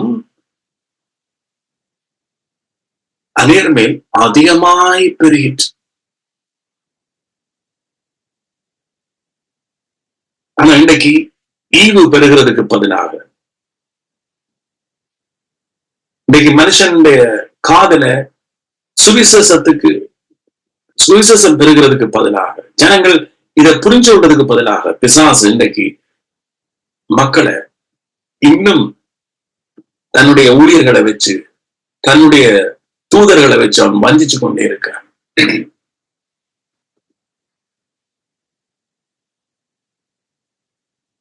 பாருங்க, இல்ல இயேசு கிறிஸ்து என்னும் ஒரே மனுஷனால என்ன வருதான்? ஈவுதான் வரும்.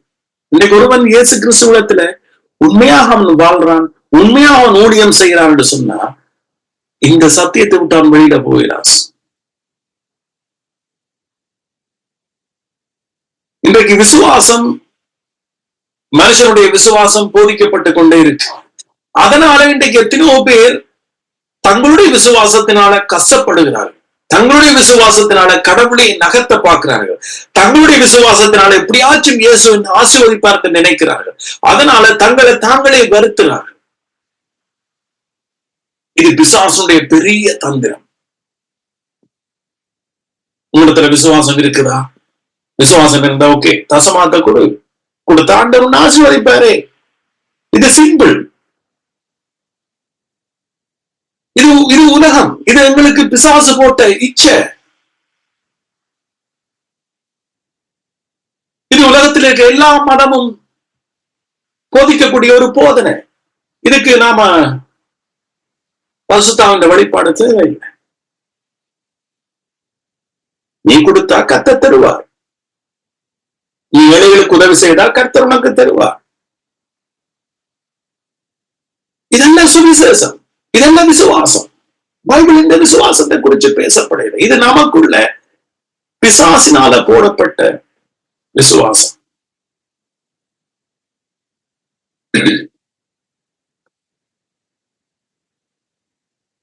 இயேசு கிருபையா எல்லாரையும் ரட்சிச்சிருக்கிறார். உன்னுடைய விசுவாசத்தை காண்பி, அப்பொழுது நீ மீட்கப்படுவாய். அப்பொழுது உங்க முடிவில பரலோகம் உனக்கு தெரியும். என்ன மாதிரி பரலோகமா இல்லது நரகமான்றத இந்த விசுவாசம் தான் பிறகு என்ன செய்ய போகுது, உனக்கு காண்பிக்க போகுதுன்றதான் இந்த உலகத்துல பிரசங்கம் போகுது. சோ அந்த பிரசங்கத்தில் இருக்கிற பொழுது எங்களோட வாழ்க்கையில ஒரு வெளிச்சம் இருக்கா? ஆனா பைபிள் சொல்லுது, கிருபையினால் விசுவாசத்தை கொண்டு ரட்சிக்கப்பட்டீர்கள். ரட்சிக்கப்பட போறீர்கள் அல்ல, ரட்சிக்கப்பட்டீர்கள். இந்த உண்மையை ஏற்றுக்கொள்றது தான், இதுக்கு கீழ்ப்படுகிறது தான் உங்களுடைய ரட்சிப்பு. கிருபையினால் விசுவாசத்தை கொண்டு இயேசு கிறிஸ்து உங்களுடைய சாபங்கள், தரித்திரங்கள், வியாதிகளை சிலுவையில் சுமந்து கொண்டார்.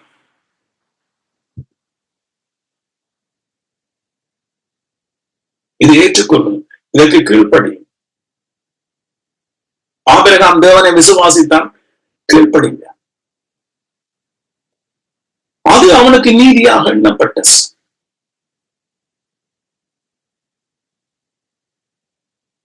ஆமென். சோ இங்க கிருபையும் விசுவாசமும் இயேசுவை சொல்லப்படுது. இன்றைக்கு நீங்க இந்த வசனத்தை நீங்க சரியாக பிடிக்கிறீங்க,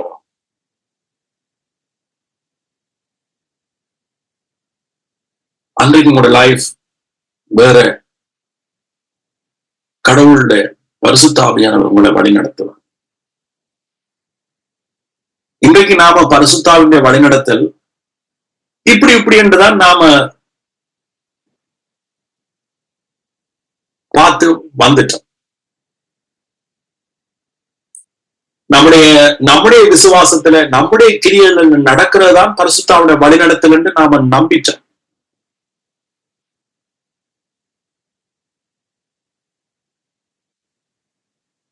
சோ அந்த பிழையான நம்பிக்கையில நாம வாழ்ந்துட்டோம். இந்த பெந்தெக்கோஸ்தே நம்பிக்கை, இந்த இந்த மனுஷனுடைய மாம்சத்தினுடைய இச்சைகளில வாழ்ற நம்பிக்கை, இது எப்பவோ எவ்வளவு வருஷங்களுக்கு முதல் அது கிறிஸ்தவத்துக்கு ஊடுருவி அதுல இருந்து நாம ஊட்டப்பட்டு வளர்ந்தவர்கள்லாம். இவர் நான் கொடுத்தி அந்த சபைகளுக்குள்ள இருந்த மனுஷன் தான்.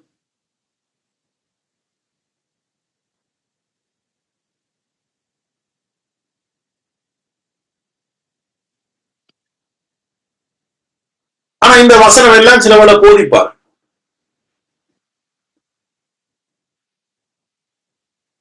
இந்த வசனம் எல்லாம் சிலவளை சபைகள்ல போதிப்பார். ஆனா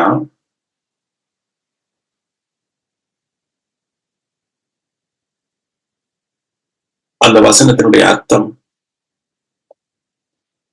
அந்த வசனத்தில் இருக்கிற ஜீவன் அல்லது அந்த கண்டெக்ஸை விட்டு வசனங்களை எடுத்து நம்முடைய சூழலைக்கு ஏற்றது போல பேசி அப்படியே போயிடுவார். நிதானமாய் பகுத்து அதை போதிக்க தெரியல. சோ அதனால நாம அப்படியே வாழ்ந்துட்டோம். பிசாசோட கூட்டணி போட்டு வாழ்ந்துட்டோம். இங்க எபேசியர் இப்ப கிருபையினால் விசுவாசத்தை கொண்டு ரட்சிக்கப்பட்டீர்கள் என்ற அதிகாரம் இருக்குதான். அந்த அதிகாரத்துல நாம் ஒருக்கா போவோமா? அந்த அதிகாரம் இன்னொன்று நான் உங்களுக்கு சொல்லுவோம். ரட்சிப்புன்றது அது ஒரு ரிவார்டு அல்ல.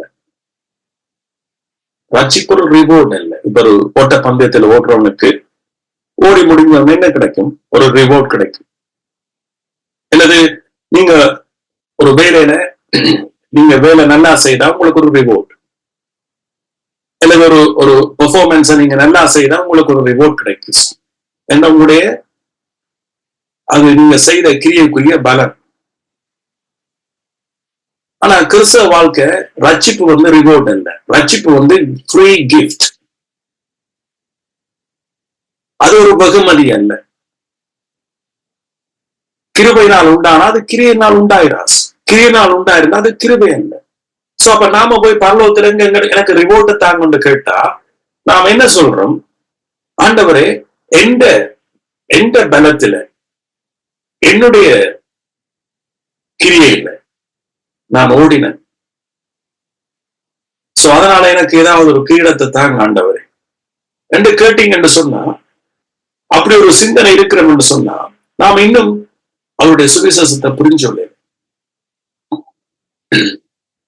நம்ம ரட்சிச்சதும் அவர் விசுவாசத்தை தொடக்கினவர். பாருங்க, இதுல இருந்தே தெரியுது எங்க இடத்துல இருந்த விசுவாசத்தை குறித்து பைபிள் பேசவே இல்லை. விசுவாசத்தை தொடக்கிறவரும் முடிக்கிறவரும் அவரே. சோ அப்ப அவர் தான் விசுவாசம். அப்ப இந்த விசுவாசம் எங்களுக்கு எப்படி வருதுண்டா அவருடைய வார்த்தையை கேட்கிற சுவிசேஷத்தை கேட்கறதுனால. அதையும் ரோமர் 10 தெளிவாக பவுல் சொல்லியிருக்கார். கேள்வியினால் கேட்கிறதுனால், by hearing the word of God we can receive the faith. அவருடைய விசுவாசத்தை நாம பெறுகிறோம். சோ அவருடைய விசுவாசம் நமக்குள்ள வந்துட்டா அந்த விசுவாசம் எங்களுடைய விசுவாசம் எங்களை இழைப்படைய செய்யாது. நல்ல ஒரு பாயிண்ட்டுக்கு வந்துட்டோம். எங்களுடைய விசுவாசம் ஒரு நாளும் எங்களை இழைப்படைய செய்யாது. எங்களுடைய விசுவாசம் எந்த போதகரையும் இழைப்படைய செய்யாது. எங்களுடைய விசுவாசம் நாங்க எங்களுடைய கிரியையில தங்கின விசுவாசம். எங்களுடைய விசுவாசம் நாம பல முயற்சிகள் எடுப்போம். ஆனா அவருடைய விசுவாசம் வந்த அவருடைய விசுவாசம் எங்களை இட் இஸ் பினிஷ்ட், எல்லாம் முடிந்தது, விசுவாசித்தேன் ஆகையால் பேசினேன். அந்த விசுவாசம் என்ன செய்யும்? பேசும். இன்றைக்கு எனக்குள்ள இயேசுவின் விசுவாசம் வந்தபடினால அந்த விசுவாசத்தினால நான் உங்களோட என்ன செய்யறேன்? பேசுறேன். என்னிடத்தில் இருக்கிற விசுவாசம் கிறிஸ்துடைய விசுவாசம் இருக்கிறபடியால நீங்க இதை செய்தால்தான் கர்த்தர் உங்களை ஆசீர்வதிப்பார் என்கின்ற வார்த்தை என்னுடைய விசுவாசத்திலிருந்து, என்னுடைய வார்த்தையிலிருந்து ஒரு நாளும் வரவே வராது.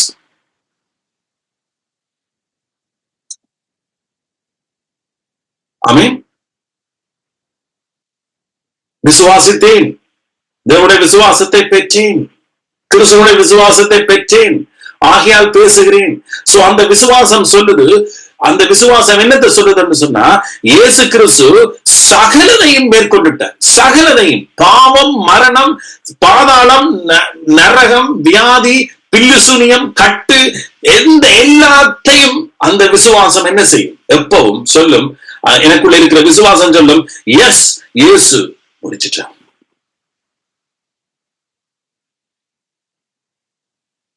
விசுவாசித்தேன், ஆகையால் பேசுகிறேன். ஆமென்.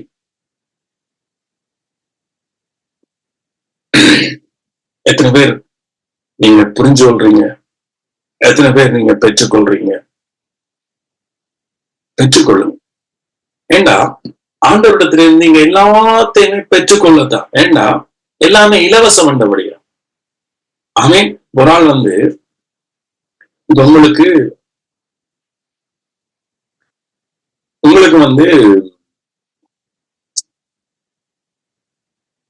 ஒரு பொருள் தேவை.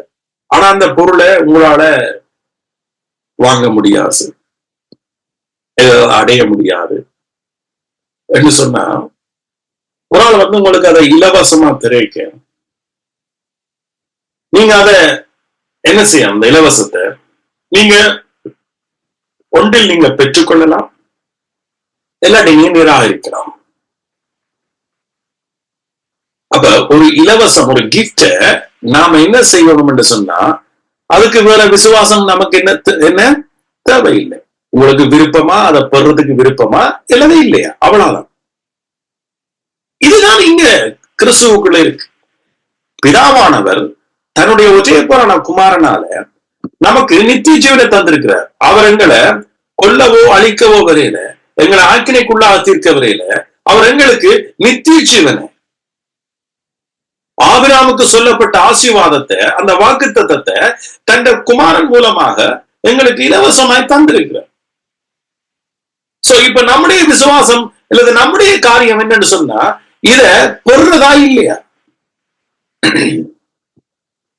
அல்லது நம்முடைய கிரியையினால பெற போறோம். சோ அப்ப இலவசமாய் நாம் அதை பெறல, அதை நாம பெற்றுக்கொள்ளல என்று சொன்னா, நாம் என்ன சொல்றோம் என்று சொன்னா, இல்ல நாங்க எங்கட வழியை பார்க்கிறேன். நான்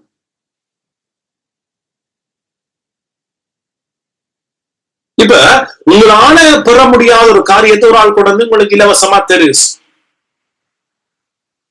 நீங்க என்ன செய்யலாம்? ஒன்று பெற்றுக்கொள்ளலாம், அவருக்கு நன்றி சொல்லி பெற்றுக்கொள்ளலாம், என்றைக்கும் அவரை குறிச்சு புகழலாம், என்றைக்கும் அவரால்தான் என்னுடைய ஜீவன் என்று சொல்லலாம். எல்லாத்தையும் நீங்க என்ன செய்யலாம்? நீங்க நிராகரிக்கலாம்.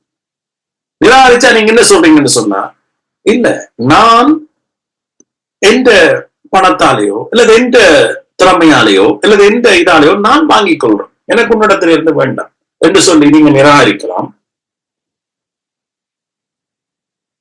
அல்லது நீங்க பெற்றுக்கொள்ள. சோ அப்ப நீங்க நிராகரிச்சா உங்களாலேயும் அதை என்றைக்கும் நீங்க அதை என்ன செய்யலாது? பெற்றுக்கொள்ளலாது. நீங்க என்றைக்கும் நீங்க அதை அடையாமத்தான் இருக்க போறீங்க. அதே போலதான் இங்க ரட்சிப்பு. அதே போலதான் ரட்சிப்புன்னு சொன்னா, திரும்ப சொல்ல, ஒட்டுமொத்தமான ரட்சிப்பு. ஒரு மனுஷனுடைய வாழ்க்கையில எப்படி ஆதாம் அங்க சாபத்தை வாங்கினானோ, இங்க அது எல்லாத்தையும் தலைகீழான ஆசீர்வாதம். அதாவது அங்க என்ன சாபமோ இங்க அதுக்கு ஒப்போசிட்டான ஆசீர்வாதம். சோ அப்ப எல்லாத்தையும் இயேசு கிறிஸ்து எங்களுக்கு என்ன செய்திருக்கிறார்? அந்த ரட்சிப்பை கிருபையினால விசுவாசத்தை கொண்டு, எங்களோட விசுவாசம் அல்ல, இது ரெண்டும் தேவனுடைய ஈவா. அப்ப இன்றைக்கு அனைவர் எனக்கு கிருபை இருக்கான விசுவாசம் இல்லை என்று சொல்லாதீங்க. விசுவாசத்தை கர்த்தர் இயேசுவாக தந்திருக்கிறார். ஆனா நீங்க ஏற்றுக்கொள்ளுங்க, நீங்க நம்புங்க, பெற்றுக்கொள்ளுங்க. சோ அந்த சத்தியத்துல உண்மையில வாழுங்க. சோ இருக்குத்தான் சுவிசேஷம். ஆமென்.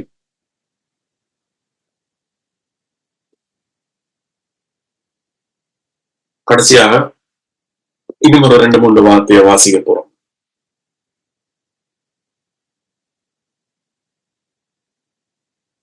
ரோமர் 6:16.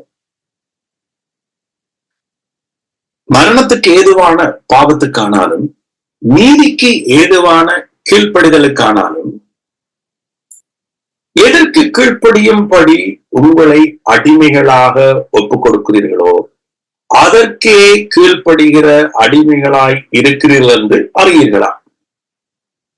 மரணத்துக்கு ஏதுவான பாவத்துக்கானாலும் நீதிக்கு ஏதுவான கீழ்ப்படிதலுக்கானாலும். நீதிக்கு ஏதுவானது எதுவாம்? கீழ்ப்படிதல். பாருங்க, இப்ப நாம எங்கட கீழ்ப்படிவு என்ன? மோசையுடைய பிரமாணத்துக்கு கீழ்ப்படிய சொன்னார் ஆண்டவர். அது நடவாத காரியம் என்று பைபிள் ஏற்கனவே சொல்லிட்டு, அதுல இஸ்ரவேல் மக்களால வாழ முடியல, முறுதல் தான் வந்துச்சு. சோ அப்ப அவர்கள் விசுவாசத்துக்கு கீழ்ப்படியாம அவர்கள் இருந்தபடியால அவர்களுக்கு என்ன கொடுக்கப்பட்டதாம்? சீனாய் மலையில நியாயப்பிரமாணம். நியாயப்பிரமாணம் கொடுத்த உடனே 3000 பேரும் மரிச்சார்கள் சொல்லப்படும். நியாயப்பிரமாணம் கொடுத்த உடனே ஜனங்களுக்கு வியாதிகள், வறுமைகள் எல்லாம் வரவழைக்கிட்டு.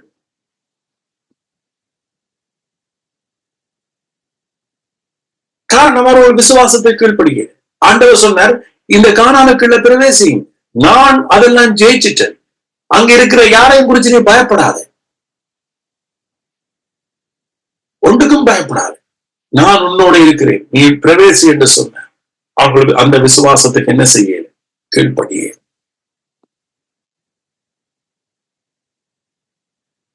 இங்க சொல்றார் பவுல், மரணத்துக்கு ஏதுவான பாவத்துக்கானாலும் நீதிக்கு ஏதுவான கீழ்ப்படிதல். சோ நம்முடைய நீதிக்கு என்னவா? கீழ்ப்படியும். யாற்ற நீதி? இயேசு கிறிஸ்து நீதி. அது எப்படி வருது? விசுவாசத்தினால. விசுவாசத்தினால் வருகிற நீதி. ஏன்னா இயேசு கீழ்ப்படிஞ்சதுனால இன்றைக்கு அவர் மூலமாக நானும் நீங்களும் ஆசீர்வாதத்தை பெற்றுக்கிறோம். சோ இதுக்கு, இந்த உபதேசத்துக்கு நாம் என்ன செய்யணும்? கீழ்ப்படியணும். அடுத்த வசனத்தை பாருங்க. முன்னே நீங்கள் பாவத்துக்கு அடிமைகளாயிருந்தும் இப்பொழுது உங்களுக்கு ஒப்புவிக்கப்பட்ட உபதேச சட்டத்திற்கு நீங்கள் மனப்பூர்வமாய் கீழ்ப்படிந்ததினாலே தேவனுக்கு ஸ்தோத்திரம். இன்னைக்கு இந்த உபதேச சட்டத்துக்கு மனப்பூர்வமாய் கீழ்ப்படுகிறார்களா மக்கள்? இல்ல. விசுவாசத்துக்கு கீழ்ப்படிய, கிறிஸ்துவுடைய விசுவாசத்துக்கு ஜனங்கள் கீழ்ப்படிய. இன்றைக்கும் சர்ச்சஸ்கள் ஓடிக்கொண்டிருக்கிறதுக்கு காரணம் மனுஷனை அவர்களுடைய விசுவாசத்துல நடத்துகிறபடினால இன்றைக்கு சர்ச்சஸ்கள் ஓடிக்கொண்டிருக்கு. ஜனங்கள் ஆக்கினைக்குள்ளாக தீர்க்கப்படுறபடியாலதான் திரும்ப திரும்ப திரும்ப ஒவ்வொரு ஞாயிறும் போய் போய் போய் ஆண்டவரை ஆசீர்வதிக்க மாட்டாரா மாட்டாரா மாட்டாரா என்று சோதிச்சு கொண்டே இருக்கிறார். மனுஷன் வாயிலிருந்து இருதயத்திலிருந்து வர்றதெல்லாமே அவங்களுடைய ஆக்கின தீர்ப்பில இருந்து, அதாவது அவங்களுடைய குற்ற உணர்வுகள்ல இருந்து, அதாவது வெற்றிடமான இருதயத்தில இருந்து. ஓ, ஆண்டவரை ஆராதிக்காம இருந்தா அவர் எங்களை கைவிட்டுருவார், ஆராதிக்காம இருந்தா குற்றம், ஓ அம்மனுடைய குற்றம், ஆராதனைமிக்கம் இருந்தா எங்களோட குடும்பம் சீர்கெட்டு போயிடும், என் ஆண்டவர் எங்களை கண்டிப்பா என்று சொல்லி அவர்கள் அந்த இருதயத்தில இருந்து நாம் துதிக்கிறார். ஆண்டவர் கொடுக்காம இருந்தா நாங்க சபிக்கப்பட்டுருவோம். தங்களுக்கு தாங்களே கடவுளா இருக்கிறார். தங்களுடைய கிரியினால அவர்கள் தங்களுக்கு ஒரு கடவுளை உருவாக்குறார்.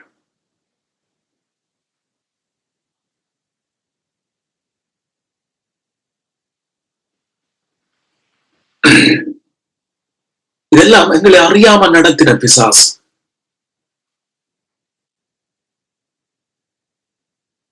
அப்படிப்பட்டவர்கள் இருந்து ஆண்டவர் எங்களை விடுதலை ஆக்கினார். இவர்கள் எல்லாரும் கள்ளரும் கொள்ளைக்காரமா இருக்கிறார். இயேசு ஒருவர் தான் நல்ல மேய்ப்பன். அவர் சொன்ன என்னிடத்துல வாருங்க, நான் உங்களுக்கு இளைப்பாறுதல் தருவேன். என்னுடைய விசுவாசம் உங்களுக்குள்ள வந்தோடனே நீங்க என்ன செய்வீங்க? இளைப்பாறுவீங்க. ஆமென். இப்ப பாருங்க இந்த வசனத்தை, எபிரேயர் 4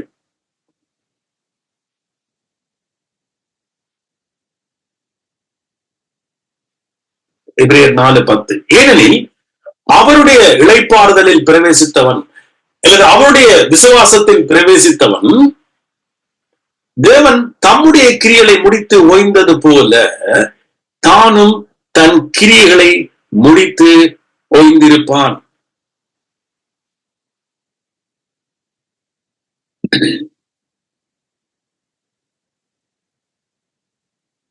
சோ பாருங்க, இந்த வசனம் எனக்கு 100% பொருந்துச்சு. இப்ப நான் என்னுடைய கிரியைகளை முடிச்சு ஓஞ்சிட்டேன். இதுல நீங்க அநேகர் உங்களோட கிரியைகளை முடிச்சு ஓஞ்சிட்டீங்க. ஏன்னா நீங்க உங்களோட விசுவாசத்தினால கடவுளை நகர்த்த பார்த்தீங்க. நானும் கூட என்னுடைய விசுவாசத்தினால அவரை நகர்த்த பார்த்தேன். அல்லது அவர் கிருபையினாலதான், அனாதி தீர்மானத்தில்தான் சிலுவையில மரிச்சவர். அவருடைய அந்த மரணத்தின் ஊடாகத்தான் எங்கள் எல்லாருக்கும் ஆசீர்வாதம் வரப்போது. அந்த கிருபையினால விசுவாசத்தை கொண்டு இது எல்லாத்தையும் நாம வசனத்தை வாசிச்சும் கூட இதுக்கு கீழ்ப்படியாம, இதற்கு நாம சேர்க்காம நம்முடைய கிரியையினால நம்முடைய விசுவாசத்தினால அவைகளை சுதந்திரிக்க பார்த்தபடினால நானும் நீங்களும் என்னவா இருந்தோமா? அவருடைய சுதந்திரத்துக்கு ஆசீர்வாதத்துக்கு தூரமா இருந்தோம். அவருடைய வார்த்தைக்கு நாம கீழ்ப்படியல. இப்ப நாம கீழ்ப்படிஞ்சபடியால இப்ப நாம என்ன செய்தோம்? அந்த கிரியைகளை முடிச்சு நாம ஓய்ஞ்சிருக்கிறோம். என்ன? செத்த கிரியைகள். இயேசு ஏற்கனவே அவர் தன்னுடைய கீழ்ப்படிவினால எங்களை எல்லாத்தையும் விடுதலை ஆக்கி எங்களை அதுல இருந்து எல்லாத்திலையும் மீட்டு கொண்டு எங்களுக்கு நித்திய ஜீவனை தந்திருக்க, நாம திரும்ப அவைகளுக்காக கிரியைகளை நடப்பிப்போமாக இருந்தா, திரும்ப அவைகளுக்காக தசமாவத்தை கொடுப்போமா இருந்தா, திரும்ப அவைகளுக்காக காணிக்கைகளை கொடுப்போமா இருந்தா, திரும்ப அவைகளுக்காக ஊழியங்களை செய்வோமா இருந்தா, திரும்ப அவைகளுக்காக நாம கிரியைகளை நடப்பிப்போமா இருந்தா, அது எந்த கிரியைகளா இருந்தாலும் அது செத்த விசுவாச கிரியைகள்.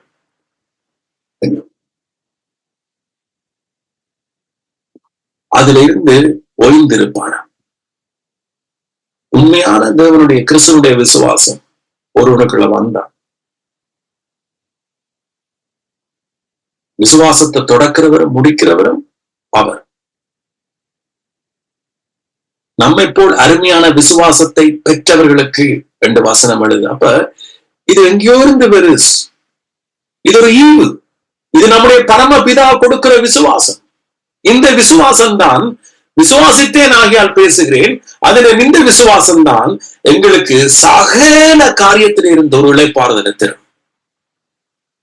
அந்த விசுவாசம் சொல்லும், இது உனக்காக சிலுவையில் முடிக்கப்பட்டாச்சு. அந்த விசுவாசம் பேசும். இது உங்களுடைய விசுவாசம் அல்ல, இது உங்களுடைய விசுவாசம் அல்ல. நான் பேசுகிற விசுவாசம் இயேசுவுடைய விசுவாசம். அந்த விசுவாசம் பேசும். அந்த விசுவாசம் எங்கள் இருதயத்துல இருந்து பேசும். அந்த விசுவாசம் தான் இன்றைக்கு இந்த வாயில இருந்து அறிக்கையிடுது. அவருக்கு இயேசுவை பற்றி உங்களுக்கு சொல்லிக்கொண்டே இருக்கு.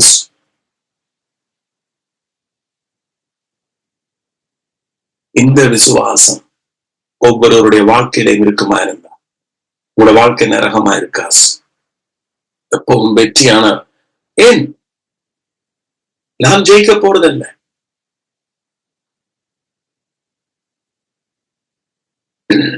கடைசி வசனம் கலாத்தியர் 2:20 அடுத்து வாசிப்போமா?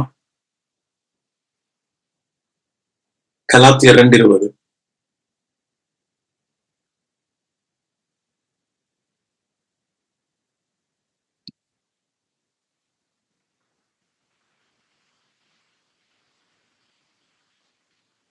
கிறிஸ்துவுடனே கூட சிலுவையில் அறையப்பட்டேன், ஆயினும் பிழைத்திருக்கிறேன். இனி நான் அல்ல, இனி என்னுடைய விசுவாசம் அல்ல. That's it. இனி நான் அல்ல. முன்னொரு காலம் நான் பட்ட வேதனை போதும், நான் பட்ட கஷ்டம் போதும், பிசாசு என்ன பொய்யினால வழிநடத்தினது போதும்.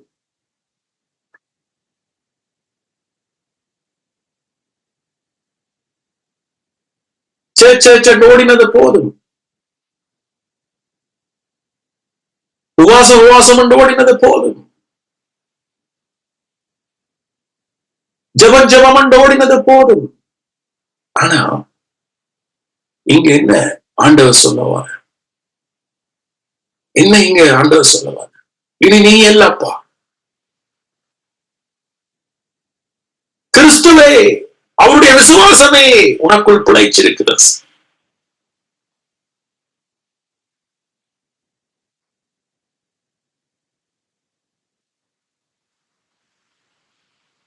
ஆமென். சோ இப்ப கிறிஸ்து எனக்குள்ள பிழைச்சிருக்கிற,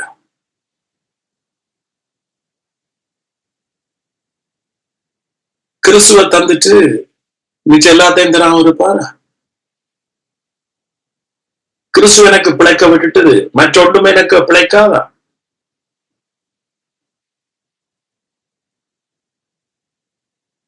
அப்ப இன்றைக்கு நீங்களே சொல்லுங்க. நான் பாருங்க, நீங்களே சொல்லுங்க, நீங்களே ஒப்புக்கொள்வீங்க. இன்றைக்கு கிறிஸ்தவம் மனுஷனுடைய விசுவாசத்திலே ஓடுதா அல்லது கிறிஸ்துவனுடைய விசுவாசத்திலே ஓடுதா?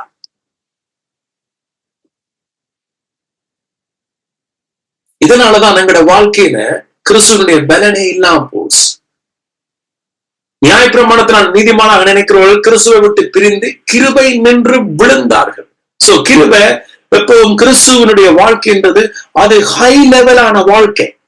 சோ அந்த ஹை லெவல்ல இருந்து இந்த எல்லா கிறிஸ்துவம் விழுந்தபடியாலதான் சபையில எல்லா இடத்திலையும் தரித்திரம் ஓங்கி வளருது. தரித்திரம் என்று சொன்னா நான் தனியா படத்தை சொல்லிடுறேன். பிபிலிக்கல் பைபிளின் அடிப்படையில தரித்திரம் என்றது கிறிஸ்துவனுடைய ஜீவன் இல்லாத வாழ்க்கை தான்.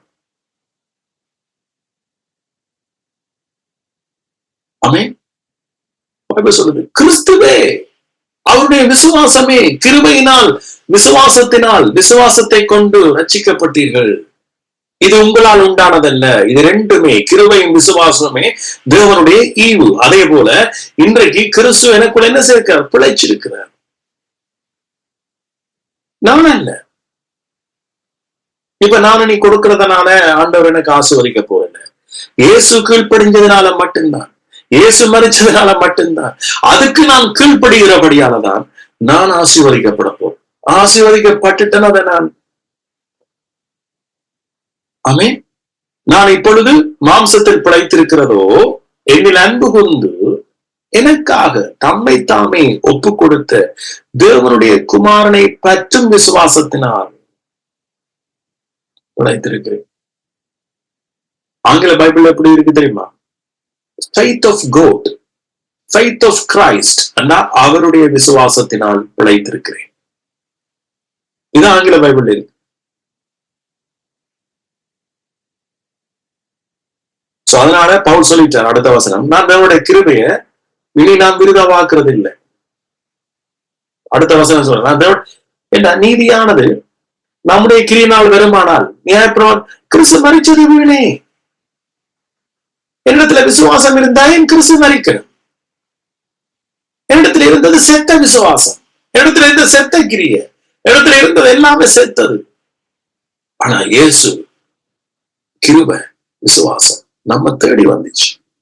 இது ஆண்டவற்ற அன்பு. கிருபையும் விசுவாசம் நம்ம தேடி வந்துச்சு. ஆண்டவர் நம்ம தேடுகிறார். அவர் சொன்னார், ஒருவன் ஒரு ஆட்டை காணாட்டிக்கு, ஒரு மேய்ப்பன் ஆட்டை காணாட்டிக்கு அந்த ஆட்டை தேடாம இருப்பானோ? ஒருவன் ஒரு காசு துளைச்சா அந்த காசுக்கு சொந்தக்காரனாத அந்த பணத்தை தேடாம இருப்பானோ? அப்ப ஆண்டவர் சொல்றான், நீங்க என்னுடைய பிள்ளைகள், நான் உங்களை என்னுடைய கிருபையினாலையும் என்னுடைய விசுவாசத்தினாலையும் நான் உங்களை தேடாமல் இருப்பேனோ? உங்களை நான் விசாரிக்காம இருப்பேனோ? உங்களை நோய் நொடிகளை நான் நீக்காம இருப்பேனோ? அங்கே ஆதாமுடைய கீழ்ப்படியாமையினால் வந்த சாபங்களை நான் நீக்காம இருப்பேனோ? சோ அதை நீக்கிறதுக்குத்தான் அவருடைய கிருபை, அவருடைய விசுவாசம். ஆனா நாம பிழையான பாதையில நடந்தபடியால எங்களால ஒன்றுமே மேற்கொள்ள முடியல. ஆனா ஆண்டவர் எங்களை அவர் நேசிக்கிறபடியால, பரிசுத்த ஆவியானவரை நேசிக்கிறபடியால எங்களை சரியான ட்ராக்கில அவர் கொண்டு வர. ஆமீன். நன்றி. நான் முடிக்கிறேன். எத்தனை பேர் நான் சொன்னது புரிஞ்சது? இதோட நான் கொஞ்சம் ஒரு 2-3 வார்த்தை நான் உங்களோட பேசுவோம் இருக்கு. எத்தனை பேர் நீங்க என்னென்ன காரியம் நீங்க பெற்றுக்கொண்டீங்க? சொல்லுங்க. சொல்ல முடியுமா? நீங்க விளங்கிக் கொள்றீங்களா? மரணத்தை ஜெயித்தார் இயேசு கிறிஸ்து என்று சொன்ன அந்த வார்த்தையில இருந்து பாஸ்டர், நான் எனக்குள்ளான அந்த ஒரு தியானம் ஒன்று வந்துச்சு. அவிசுவாசம் எனக்கு ஒரு மரணம், சந்தேகம் எனக்கு ஒரு மரணம். கிறிஸ்துவுக்குள்ளான சத்தியத்துல வளர முடியாது, அது ஒரு மரணம். எல்லா மரணத்துல இருந்து அவர் எனக்காக ஜெயித்தார் அப்படி என்று சொல்லி அந்த சிந்தனை உருவாகிச்சு. எல்லா மரணம்ன்றது வெறும் நாங்க நினைக்கிறது வியாதி வந்துதான் மறிக்கிறது என்று சொல்லி, ஒரு மனுஷன் கிறிஸ்துவுக்குள்ளான சிந்தை இல்லாம என்ன எல்லாம் வருதோ அது எல்லாமே நம்ம என்ன செய்யுது, பாதாளத்துக்குள்ளதான் கொண்டு போகுது, அழியும் பாதைக்குள்ளதான் கொண்டு போகுது. அது எல்லாமே நமக்கு மரணமாய். இந்த எல்லா மரணத்துல இருந்து இயேசு கிறிஸ்து நமக்காக உயிர்த்தெழுந்து விட்டார், ஜெயிச்சிட்டார் அப்படி என்று சொல்லி நீங்க சொன்ன வசனத்துல இருந்து எனக்கு இப்படி எல்லாம் ஓடிக்கொண்டு இருந்துச்சு. உண்மையிலேயே நல்ல ஆசீர்வாதமான வார்த்தையா இருந்துச்சு பாஸ்டர். மற்றது இதுல நீங்க இன்னும் டீப்பா புரிஞ்சு கொள்ளணும். இது இயேசுனுடைய விசுவாசம் நமக்கு கொடுக்கப்பட்டிருக்கு. அது ஒரு நாளும் அழியாது. யாரும் உங்களுக்கு விசுவாசத்தை குறிச்சு பேசினா நீங்க சந்தேகப்படாது. நாங்க சொல்லுவோம், இது எனக்கு இயேசுடைய விசுவாசம் கொடுக்கப்பட்டிருக்கு. அவருடைய விசுவாசம் என்ன ஒரு நாளும். இன்னைக்கு ஒரு கிறிஸ்தவ கூட்டம் இருக்குது, அவர்கள் ரட்சிப்பு இழக்கிற கூட்டமாக பேசுவார்கள். அப்ப அவர்கள் என்ன தங்களுடைய விசுவாசத்துலதான் ரட்சிப்பு என்ன செய்யறாங்க, பிடிச்சு கொண்டிருக்கிறார். இது எவ்வளவு பெயின் என்றது இன்னைக்கு அனைவருக்கு புரியாது. எவ்வளவு இதுல நோய் இருக்கு, எவ்வளவு இதுல அன்ஹெல்த்தியான ஆரோக்கியம் இல்லாத ஒரு வாழ்க்கை என்பது அநேக கிறிஸ்தவர்களுக்கு அது புரியுது.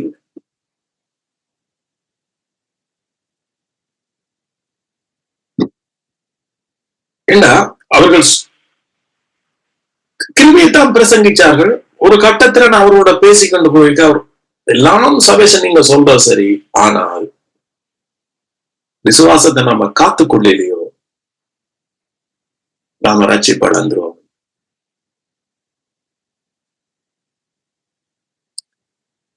அப்ப அவங்களுடைய போக்கஸ் ஃபுல்லாவே ஒரு மனுஷனுடைய பார்வை, நோக்கம், அவனுடைய சிந்தை, அவனுடைய ஏம் எல்லாமே அவனோட வாழ்நாள் முழுவதும் இதுக்குள்ள கூட அமழ்த்தப்பட்ட ஆட்களுக்கு என்ன இருக்கும் என்று சொன்னா, இந்த பூமியில கிறிஸ்துவுடைய விசுவாசத்தினால மரணங்களை ஜெயிச்சு கொண்டு போறது, வியாதிகளை ஜெயிச்சுட்டு போறது, வாழ்க்கையில அந்த இதுலயே அவங்க இருக்காது. ஏனண்டா அவங்களுக்கு ஒன்றுதான் இருக்கும், தங்களோட விசுவாசத்தினால எப்படி பரலோகம் போய் சேர்றது.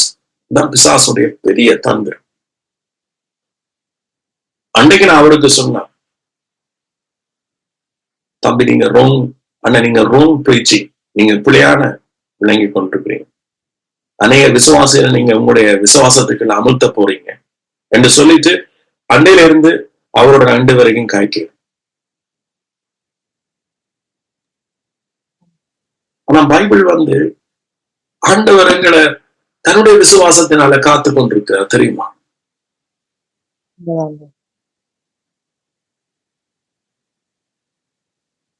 சோ நாம வார்த்தையை கேட்க கேட்கத்தான் அவருடைய விசுவாசம் நமக்குள்ள கிரியை செய்யும். விசுவாசத்தை பெற்றிருக்கிறோம். இந்த விசுவாசத்துக்கு ஆண்டவற்ற வார்த்தை தேவை.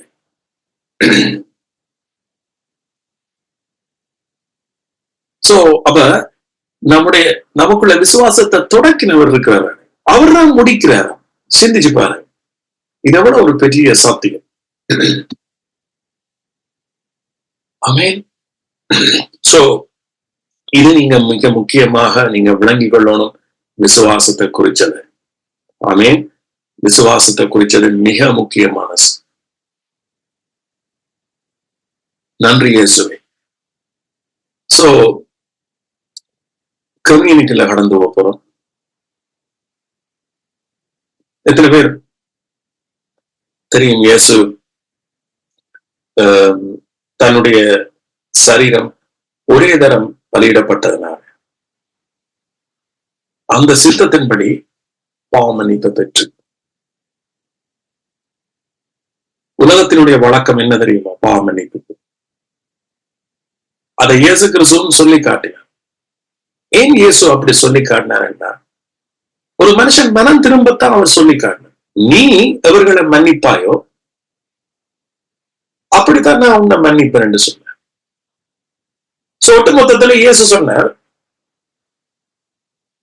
உனக்கு நீயே கடவுளா இருக்கிறாய். நீ யாரை மன்னிக்கிறியோ அவர்களை அப்பதான் நான் உன்னை மன்னிப்பேன் என்று சொன்னேன். இது இயேசு சிலுவையில் தன்னை ஒப்பு கொடுத்து எல்லா மனுஷரையும் அவர் ஏற்றுக்கொள்றதுக்கு முன்பாக மனுஷன் இன்னும் ஆண்டவற்றை கிருபையின் ஐஸ்வர்யத்தை புரியாதபடியால ஆண்டவர் அப்படி பேசுறார்.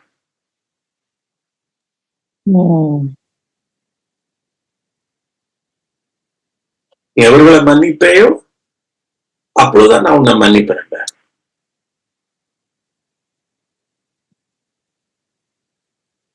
சோ அப்படி அந்த வழியில தான் அவர் அநேக காரியங்களை பேசினாருன்னா அவங்களுக்கு முந்தியெல்லாம் அவ்வளவு செய்தி பேசி. இன்றைக்கும் அநேகர் அப்படித்தான் இருக்கிறார். இன்றைக்கும் அவ்வளவு சபைகள் அப்படித்தான் இருக்கு.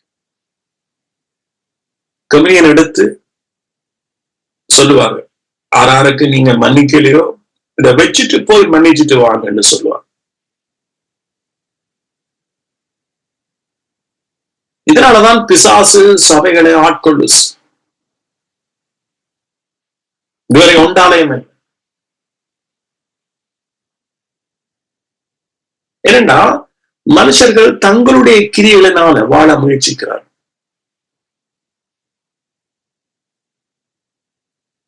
நீங்க இயேசு கிறிஸ்து இல்லை. நானும் நீங்களும் பிசாசோட ஃபைட் பண்ணக்கூடிய ஒரே ஒரு காரியம் இயேசு கீழ்ப்படிவினாலதான் நானும் நீங்களும் இன்றைக்கு வாழ்றோம். அவருடைய ஒற்றை கீழ்ப்படிதலினால.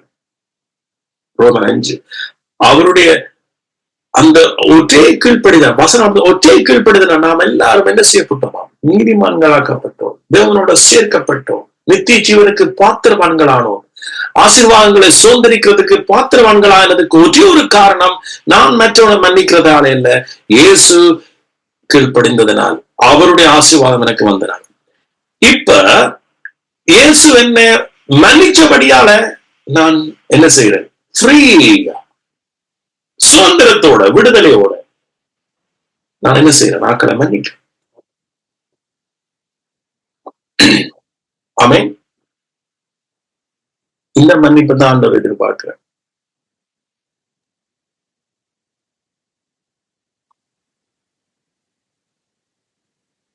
இயேசுவின் மன்னிப்பை நாம புரிஞ்சு வந்தா ஈஸியா இருக்குன்னு நாம மற்றவங்களை மன்னிக்க. நான் மற்றவனை மன்னிச்சாத்தான் இயேசு என்ன மன்னிப்பாருன்றதை விட இயேசு என்ன மன்னிப்பிலிருந்தே என்ன விடுதலாக்கிட்டாருன்னு சொன்னா தான் நீங்க உண்மையாக உண்மை உள்ள இருதயத்தோட மற்றவங்களை மன்னிக்க போறீங்க. பாச சொல்றேன், ஆண்டவர் என்ன மன்னிக்காட்டிக்கு ஆண்டவர் என்ன மன்னிக்க மாட்டார் என்ற நோக்கத்துக்காக மன்னிக்கிறவன் அவன் பொய்யாகத்தான் மன்னிப்பு கேட்பான்.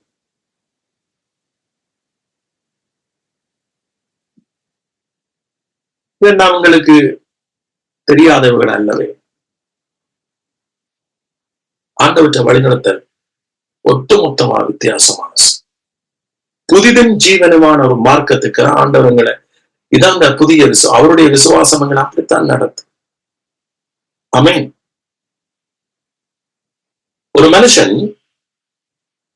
ஒன்றை கொடுத்தா ஆண்டவர் திருப்பி தருவார் என்று சொன்னா, அந்த மோட்டிவேஷன்ல, அந்த அடிப்படையில் ஒருவன் தசமாத்தையும் சரி அவன் பணத்தையும் கொடுக்கிறான், அவன் உண்மையோட இருதயத்தோட கொடுக்க, அவன் கொடுக்குறான் என்னத்துக்காண்டா தான் பலனை அடையிறதுக்காகத்தான் செய்யறான். ஆனா ஆபிரகாம் அப்படி கொடுக்கல.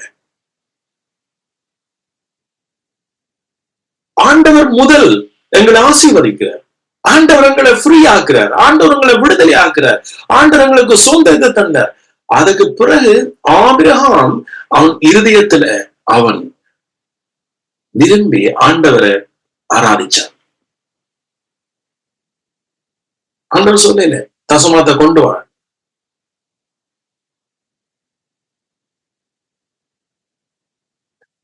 அதே போல கிறிஸ்துவனுடைய விசுவாசம் உங்களுக்குள்ள வந்துட்டா மற்றவர்கள் உங்களுக்கு சொல்ல மாட்டார்கள், நீங்களே அந்த விசுவாசத்துல நடப்பீங்க. அது கிறிஸ்துவனுடைய விசுவாசம், அது அவருடைய விசுவாசம், அது அவர் உங்களை நடத்துவார். ஆமென். சோ உட்கொள்வோமா? அவருடைய சரீரம் ஒரே நேரம் பலியிடப்பட்டது. அந்த சித்தத்தின்படிதான் நாம மன்னிக்கப்பட்டோம். நீங்க போய் கோவக்காரனோட மன்னிப்பு கேட்டதால ஆண்டவர் உங்களை மன்னிக்கல.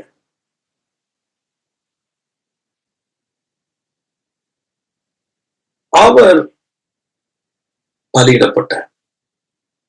ஆமென். கொள்வோமா?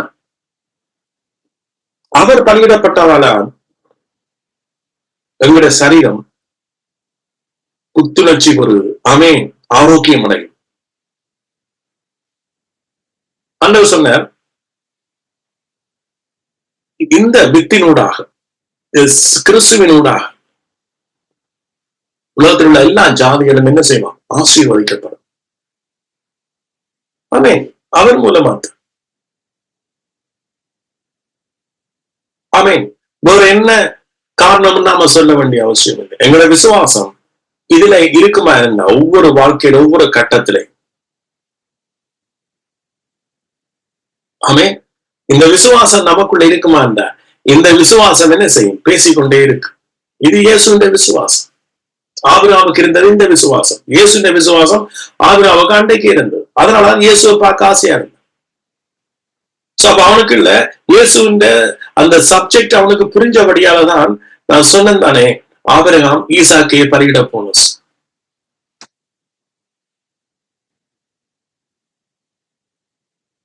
ஆபிரகாம் ஈசாக்க பலியிட்டாத்தான் ஆண்டவர் ஆசீர்வதிப்பார் என்று போகுது.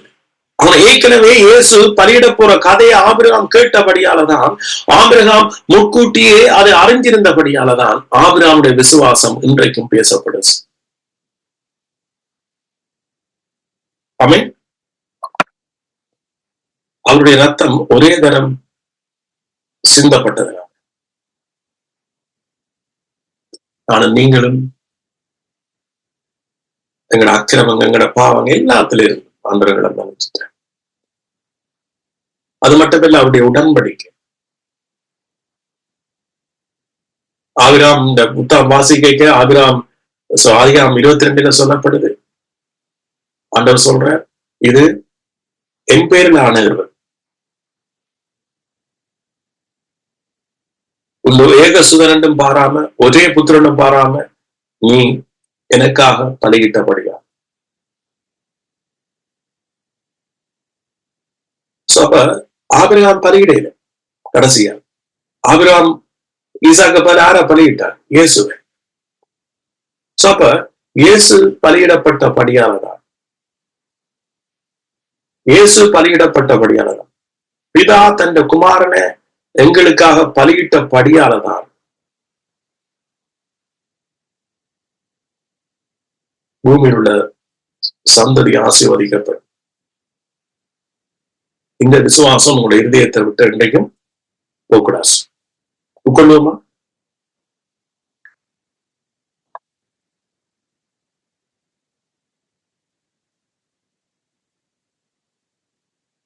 நன்றி ஆண்டவரே, தகப்பனே, உங்களுக்கு நன்றி செலுத்துகிறோம்.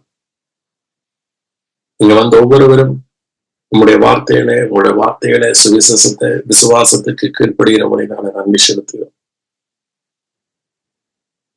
நன்றி தான்.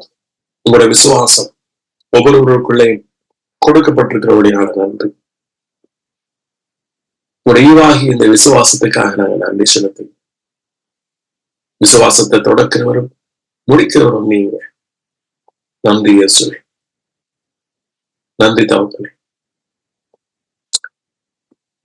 எங்களுடைய அக்கிரமங்கள், எங்களுடைய நோய்கள், எங்களுடைய வியாதிகள், எங்களுடைய எல்லா விதமான மரணத்தையும் நீங்க உங்கள் மேல ஏற்றுக்கொண்டபடினால் அந்த சித்தத்தின்படி நாம் அதுல இருந்து எல்லாரும் விடுதலாக்கப்பட்டதை நாங்கள் இதுல நம்புறபடினால எங்களுடைய சரீரங்கள்ல, எங்களுடைய வாழ்க்கைகள்ல கிரியை செய்யற எல்லா சாத்தானுடைய கிரியைகளும் பலவீனங்களும் எல்லாம் இயேசுவின் நாமத்தினால ஒவ்வொருவரையும் விட்டு அது வெளியேறும்படியா நான் கட்டளையிடுறேன். உங்களுடைய சமாதானம், உங்களுடைய சந்தோஷம் ஒவ்வொருவரையும் வாழ செய்யட்டும்.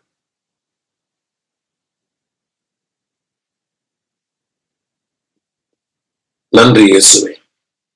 ஒவ்வொருவருக்குள்ளே இருக்கிறதான பிசாசனுடைய பொய்கள், பிசாசனுடைய காரியங்கள், அல்லது எங்களுக்கு உண்மையை மூடி மறைச்ச எல்லா காரியங்களும் இயேசுவின் நாமத்தினால வெளியேறி உங்களுடைய உண்மையை, உங்களுடைய சத்தியத்துல ஒவ்வொருவரும் இயேசுவின் நாமத்தினால வழி நடத்தப்படட்டும். நன்றி இயேசுவே. நன்றி தகப்பனே. இயேசுவின் மூலமாக ஜெபிக்கிறேன். நன்றி இயேசுவே. ஒவ்வொருவரையும் ஆளுகை செய்யுங்க, வழிநடத்துங்க. எல்லா துதி கன மகிமை ஒருவருக்கே செலுத்துகிறோம். ஆமேன். என் ஆத்துமாவே கர்த்தரை சோசரி, என் முழுமே அவருடைய பரிசுத்த நாமத்தை சோசரி.